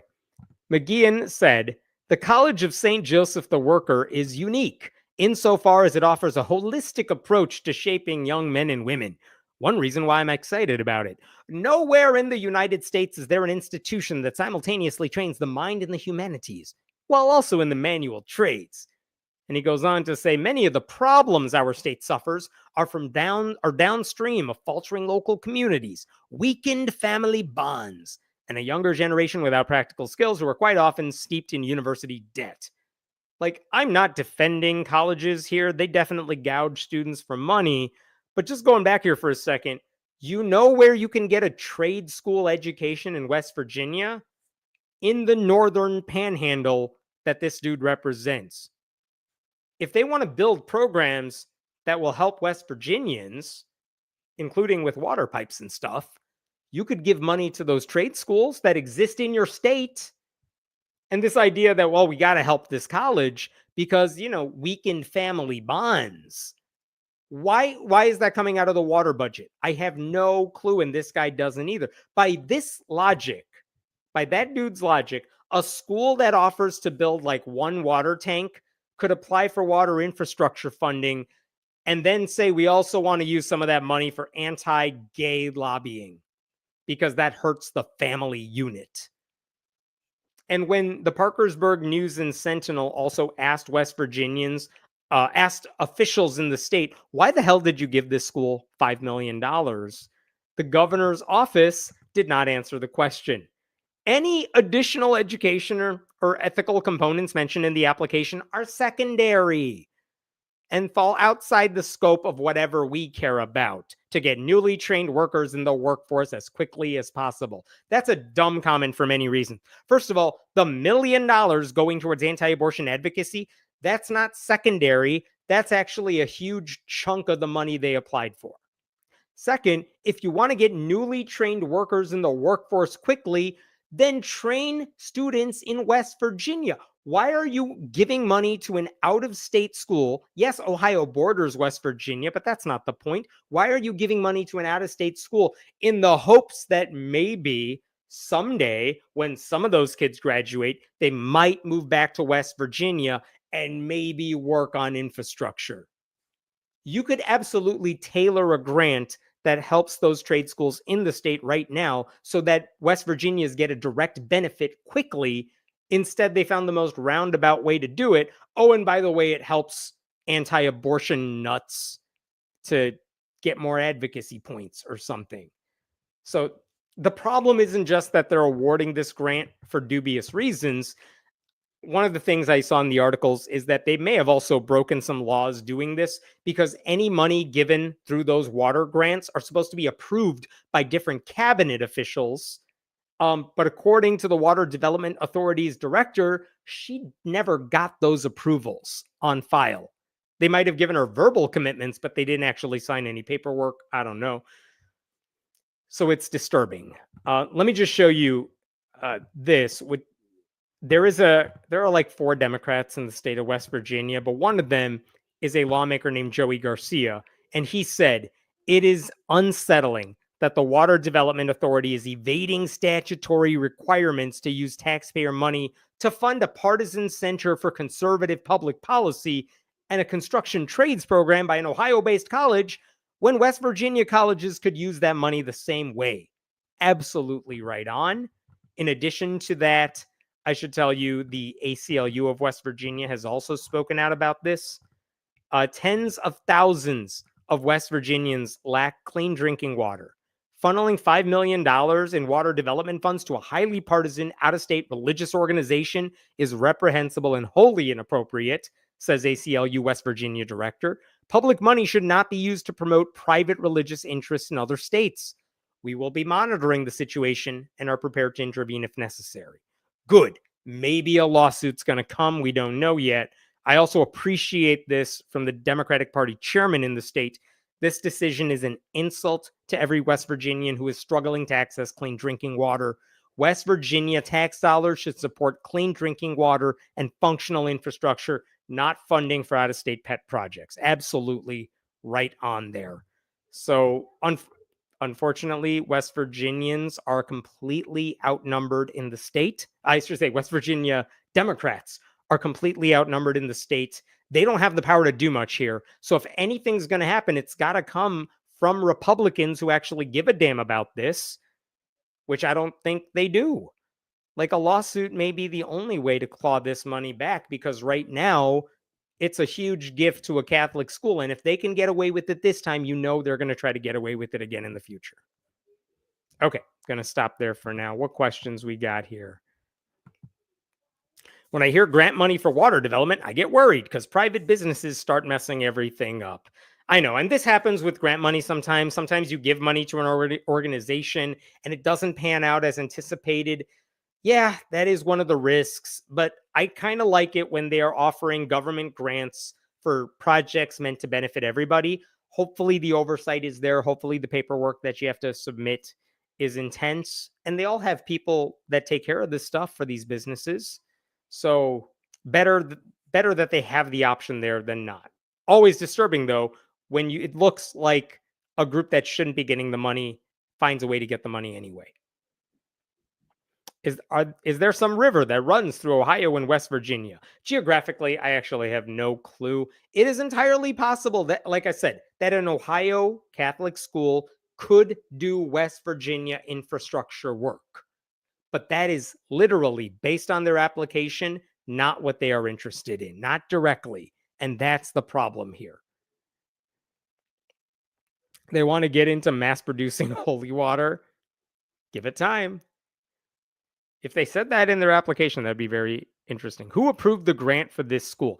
There is a committee that approves these grants that includes state officials, and they signed off on it. I don't know how many committee members were involved for the Water Development Authority, but enough elected officials or appointed officials who are high up in these organizations signed off on it, and apparently the $5 million amount didn't give them enough pause. So, like, people who should know better approved this. That's the bottom line. And if there is a lawsuit over this, and I don't know if there will be, those are the people who will be targeted. If they only had the commandments about not stealing and lying posted in every rectory, right? Don't you wonder if this Catholic school has that sign up? Or even worse, if they think what they're doing is not stealing because they're doing it for like righteous reasons. I'm sure they rationalize all of this in their heads. All right, I'm going to move to a different story. Give me one sec here.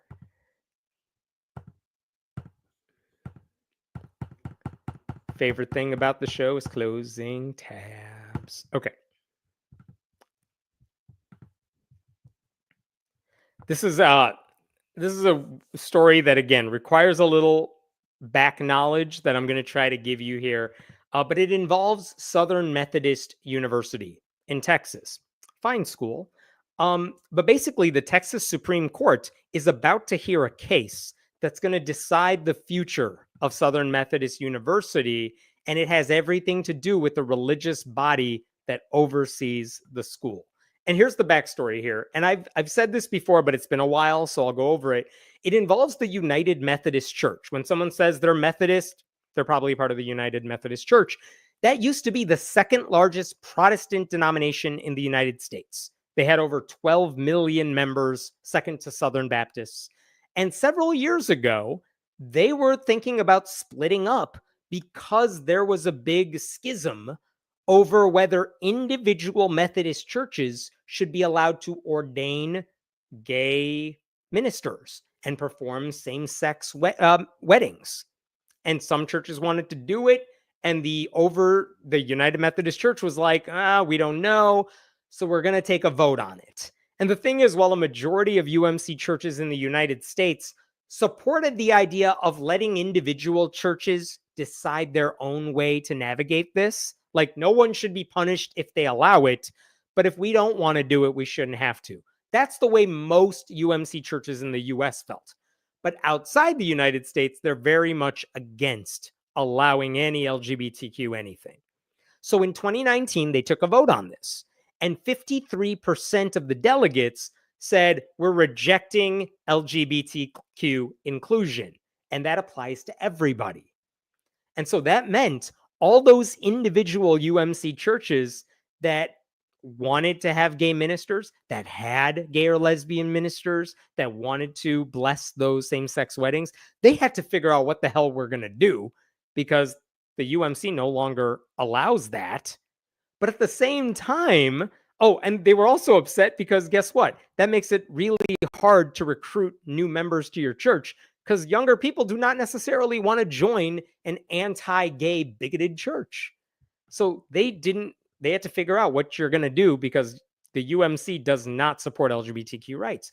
At the same time, after a bunch of liberal churches under the UMC umbrella said, you know what? We see your vote, but we're going to do whatever the hell we want anyway. And the church had to figure out what to do about that. A bunch of conservative churches are like, we're going to leave unless you enforce your rules that are anti-gay. So like they took this vote in 2019 and nobody was happy. The people who are not bigots were not happy because the rule was now bigoted and the church was now bigoted. And the conservatives are like, why haven't you kicked out all the liberal churches yet? You're not punishing them. So now we want to leave. It was a huge mess. In fact, there were 30,000 UMC churches in 2009. I just looked at the numbers today. Guess how many UMC churches there are? How many have left? Here's the number according to the website. About 7,658 churches have left the UMC church since 2019. So a quarter of their members have now left the UMC church, largely because of this controversy. And then here's what's interesting. They wanted to address this like the following year, 2020, 2021, and then COVID happened. They could not get together, so they couldn't have a vote. And so finally, in 2023, they decided to get back together in person. Actually, I lied. I think it's last May, 2024. They decided to have another vote on this thing. And guess what? This time, the UMC reversed what it did in 2019. They got rid of their ban on gay clergy. Right? That sounds great. They also voted to ban any punishments for clergy members who performed same-sex ceremonies. And the weird thing about what happened last year is it wasn't even a close vote this time. I think the vote was 692 to 51. And the reason it was so staggering of a reversal is because by last year, a lot of those conservative churches had already left. They no longer had any delegates coming to the meeting. So that's the kind of recent history of the United Methodist Church. A lot of those conservative churches have now gone on to join the more anti-gay global Methodist Church. So there's a fun little schism for you. But this is where we're at now. The UMC, United Methodist Church, is now technically an LGBTQ inclusive organization, but it used to have like 12 million members. Now they're down to just over 4 million. So it's very small. And that means if you're running the UMC, you're running the United Methodist Church, you're watching this well run dry. The money is drying up, the membership is leaving. You are desperate to cling to your most valuable assets before that runs out the door, too. And it turns out for the United Methodist Church, one of their most valuable assets is Southern Methodist University, which still operates under the umbrella of the United Methodist Church. So Southern Methodist University was founded by the UMC in 1911. And I want to show you this. This is part of the contract from 1911. It's kind of interesting as a historical document. The name of this corporation shall be Southern Methodist University. And this is where it gets interesting. I'm scrolling down here. This is what the school is. Yeah. What else? Look down here. Oh, sorry about that. I'm going to remove me. The educational institution is to be forever owned, maintained, and controlled by the Methodist Episcopal Church South, which is a fancy way of saying Southern Methodist University is always going to be control over what we now call the United Methodist Church. But at the time, it was called something else. Okay, so that was the original contract from well over a century ago. And in 1996, they said, we should update that document because it no longer applies. The names are different. So they did. They affirmed the relationship in 1996. And this is what their new contract said. Whoops. There we go right there. This is their new contract. Come on. There we go. The name of this corporation shall be Southern Methodist University. And look at the last lines here. Educational institution to be forever owned, maintained, and controlled by the South Central Jurisdictional Conference of the United Methodist Church. Because the UMC is broken up into like geographic regions, and the SCJC is the one that Southern Methodist University is located in. So, okay. That's what they decided in 1996. So here's where it gets interesting. We get to 2019. The UMC is in the news because it's deciding, what are we going to do about the gays? And they're going to take this vote. And we know this vote is probably not going to go toward inclusion. It's probably going to end very badly.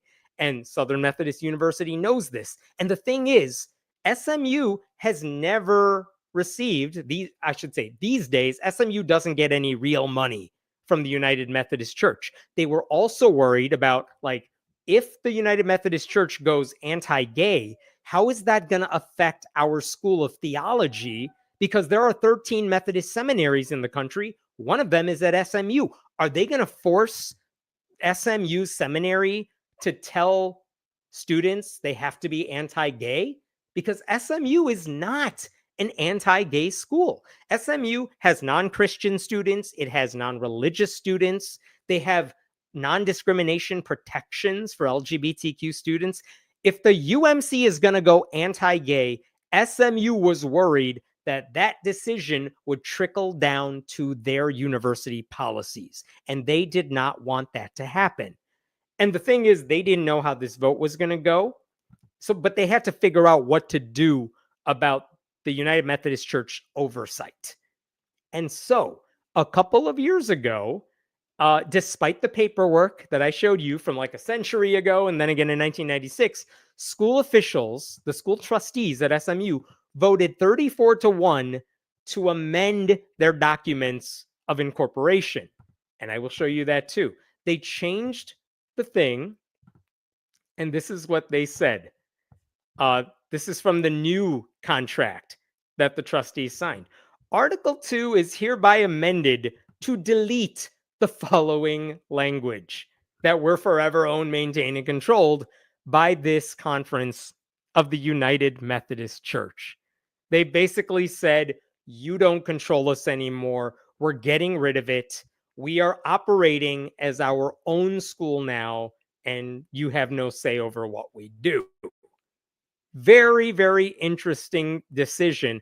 But again, overwhelming vote from those trustees, 34-1 vote. In response, guess what the United Methodist Church did after that happened? The United Methodist Church said, hey, judge, they're not allowed to do that, right?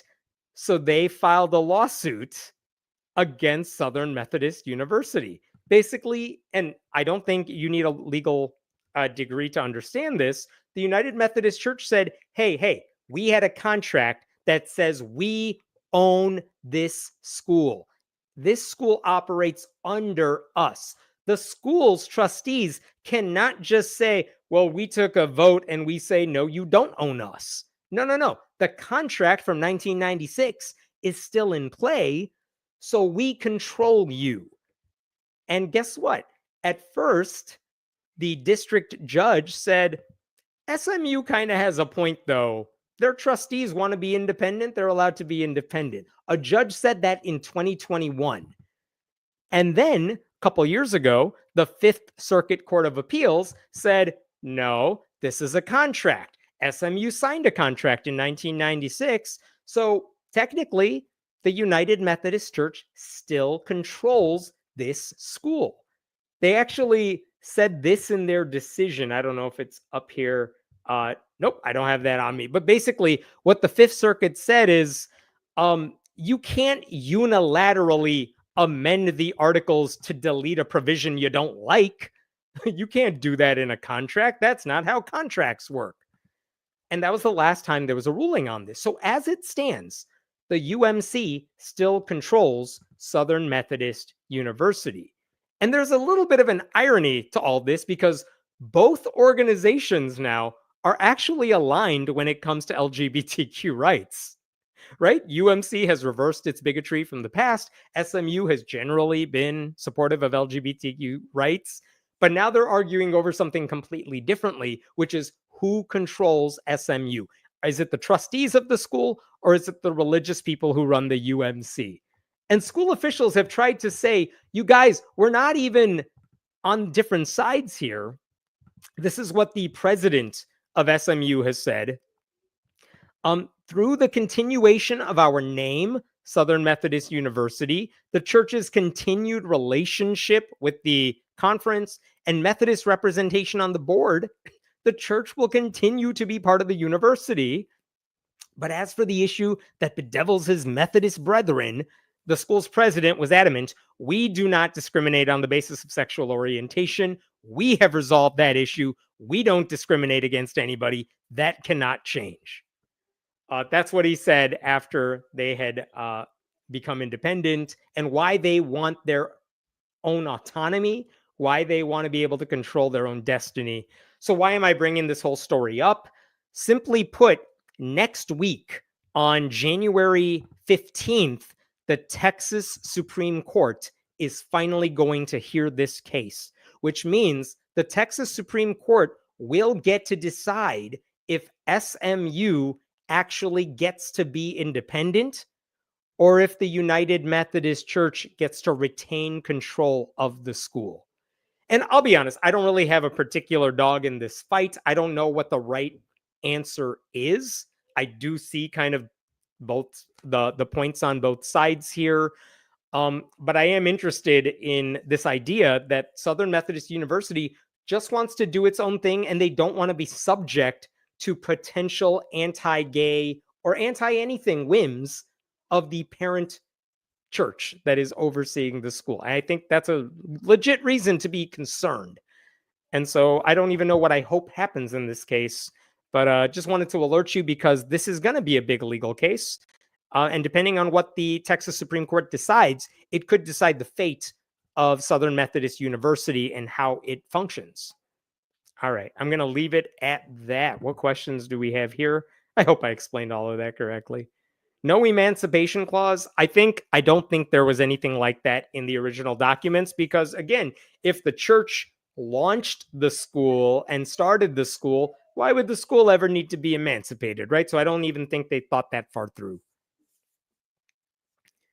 Do you trust the church wouldn't change their mind again? I think that's SMU's concern. Like, okay, just because you're doing the right thing now, maybe you'll change in the future. Maybe there'll be another issue that you take that we don't agree with in the future, and that's going to impact us. And we don't want to hurt our students because we're obligated to do what you tell us. It's kind of like Catholic hospitals, where the Catholic Church controls policy for Catholic hospitals, even though the doctors and nurses who work there are interested in protecting the patients. They may not be allowed to because Catholic doctrine says, sorry, patient safety is not at the forefront of our mind. Catholic dogma is. And this is the dilemma. Like, if Catholic hospitals could be like, all the people who actually do the work here don't want to be subject to Catholic oversight. We just want to help patients. If they have the power to do that, I'm sure a lot of them would take it. Evan, are you planning to cover the LDS Church requiring BYU faculty to affirm its anti-LGBTQ stances and firing faculty who refuse to do so and who have expressed pro-LGBTQ views in the past? I have not covered it extensively. I haven't seen a lot about it, but as I tell everybody with any story, if you see an article that is happening now about any story you think I should be covering, please email me. My contact information is at the bottom of this video. I always appreciate story tips, story advice, anything like that. Favorite part of the show is closing all the tabs. Not going to lie, closing a bunch of tabs feels like taking out the trash. It is so oddly satisfying. Feels so good. All right, I got one more story for you. This one's a relatively quick one, but I wanted to make sure I got it. All right, I'm going to show you. Okay, here we go. I wanted to show you one more clip here. And basically, the backstory here is, how there are a lot of laws that have been proposed to get Christian chaplains in public schools instead of, sometimes in lieu of, professional counselors and social workers.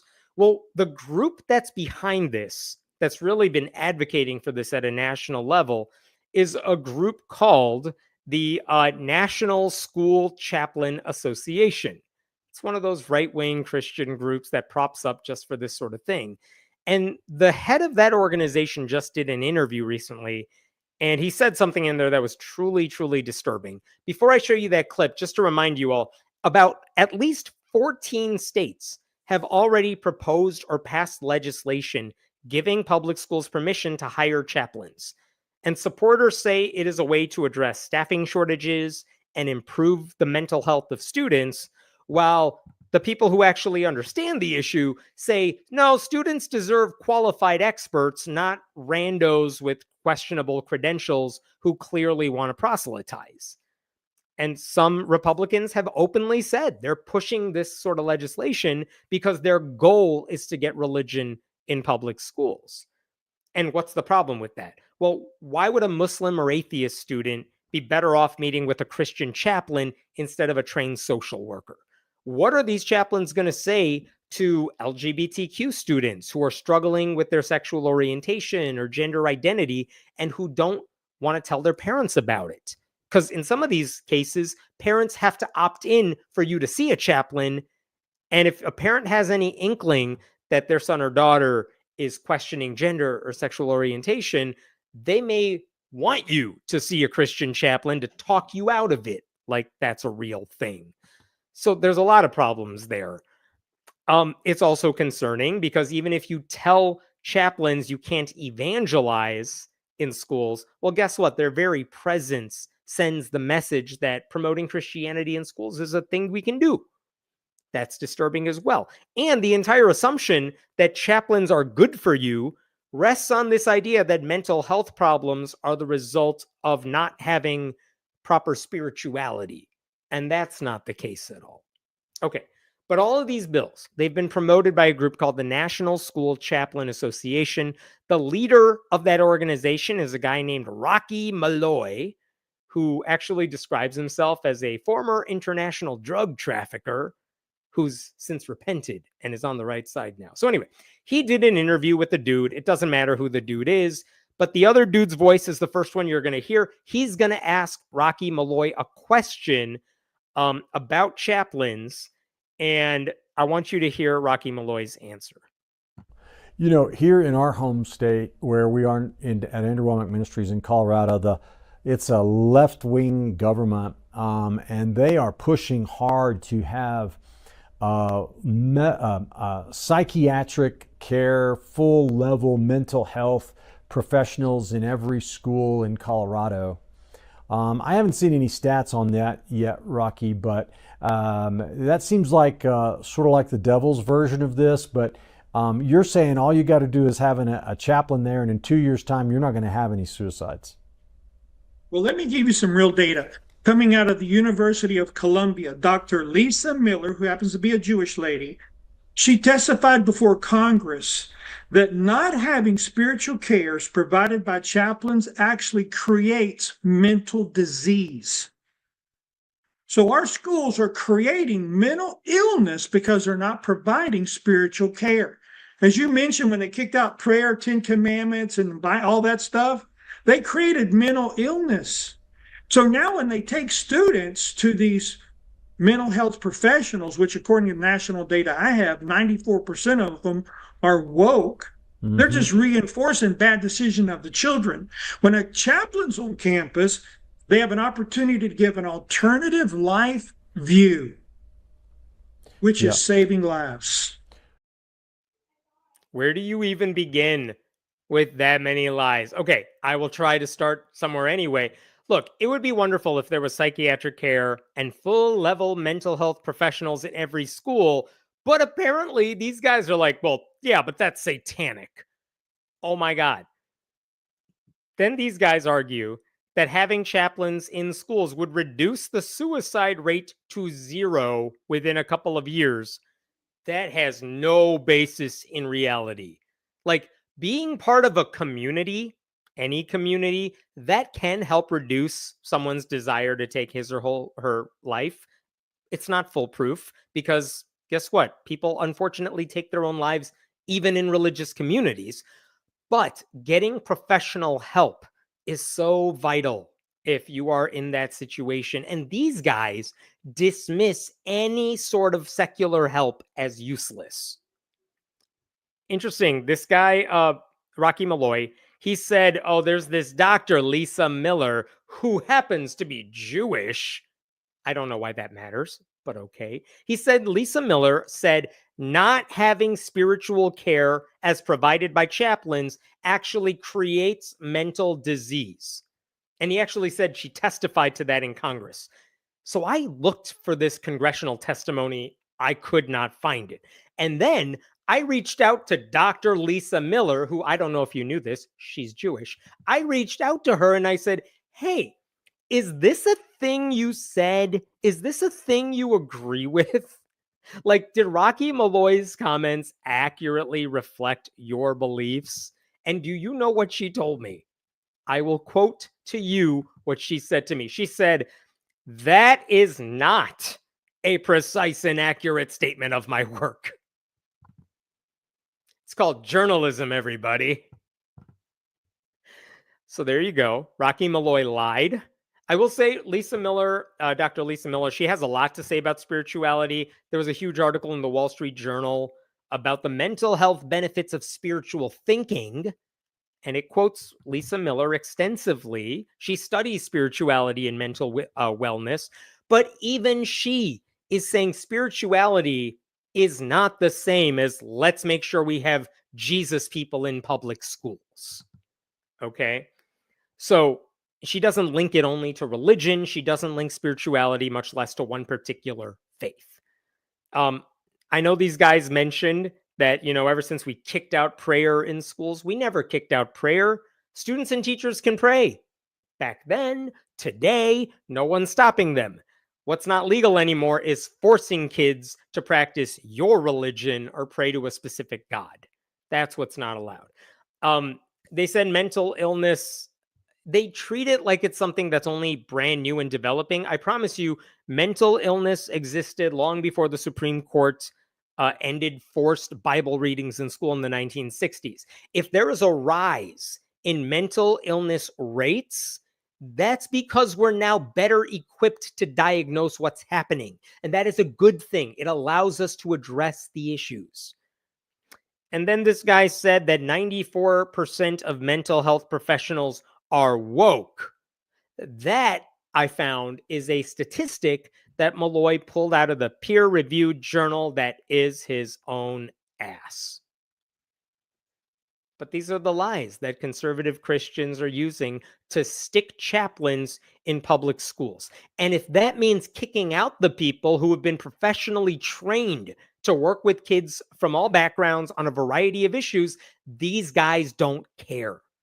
They would rather have an unqualified adult with a home printed certificate signed by an irresponsible pastor than a secular counselor or social worker with years of experience under her belt.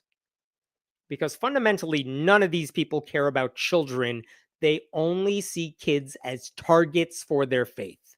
And that's why this guy needs to have pushback everywhere he goes. All right, I think I'm going to be done there. What other questions do y'all have? Otherwise, I think I'm done today. Address the reason there aren't enough counselors. I mean, yeah, we need more people training. We need to make sure they're paid what they deserve to be paid. We need colleges who can train future counselors, mental health workers without burdening them with student debt. I mean, there's so many things state officials could do to make sure students get mental health care, which they always say they need after like a mass shooting. And yet these legislators are like, yeah, but we're not going to put money in schools or education. Let's just try to stick Christians in school. Maybe that'll help. Let's put the 10 Commandments in school. That'll fix the problem. Because again, they do not care about kids or education. That's the hallmark of conservative Christians. I've said this before, I'll say it again. Having chaplains work in a place of mental health professionals is unethical and categorically dangerous. I am a mental health professional. This scares me. You know what? I won't even go that far. I don't mind chaplains working in a mental health facility as long as those chaplains are also trained to do the work.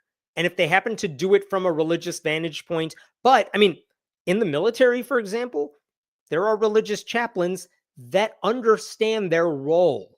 It's not to proselytize, it's to help everybody facing certain very serious issues. And they do not see patients as like target practice for their own proselytizing.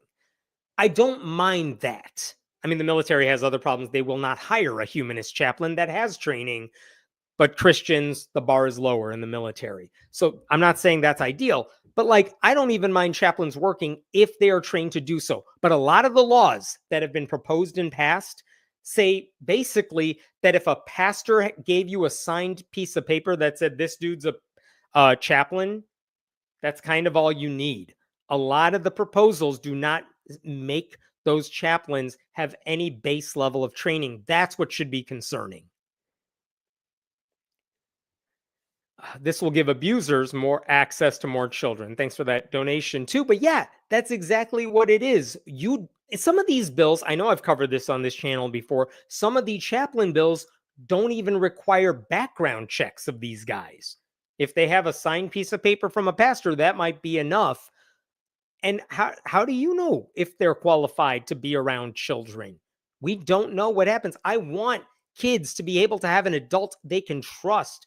And if you're seeing a counselor, you're seeing a social worker, it's usually because there's something serious going on in your life. I like that public school children have access to trained professionals that they can talk to about whatever it is. None of my business. And apparently that's a problem for guys like these who are like, nope, as long as they say they believe in Jesus, we want to give them more children.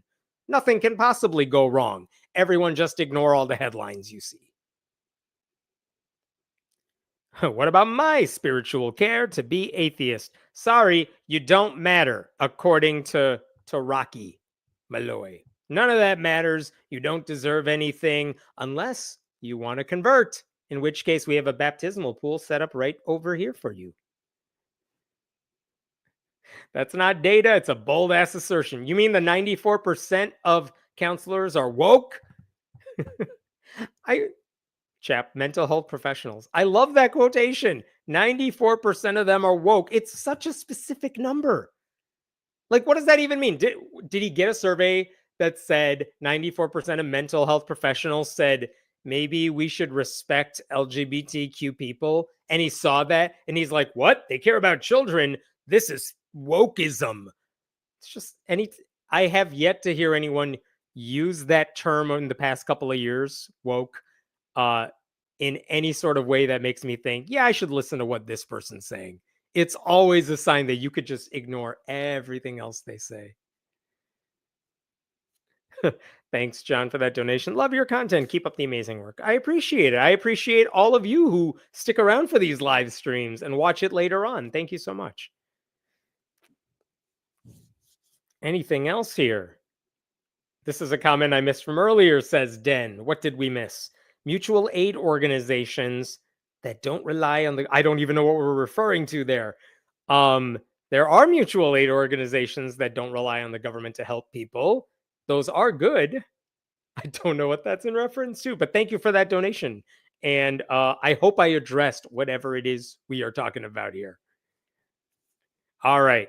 Thanks, everybody, for watching. I'll be back next Friday. Thank you so much to Den, as always, for helping moderate these comments. Remember, you can always support the show by going to patreon.com/Hemant, or you can just, I always appreciate it, sign up for the newsletter. You can do that for free. You will get all my articles ahead of time, and that's usually the best way to support the work I'm doing. Or, hey, while you're here, if you see an article on my newsletter that you like, go submit it to Reddit or something. That actually makes a huge difference. Share it on whatever social media sites you use. Okay, have a wonderful weekend. I'll see you all later.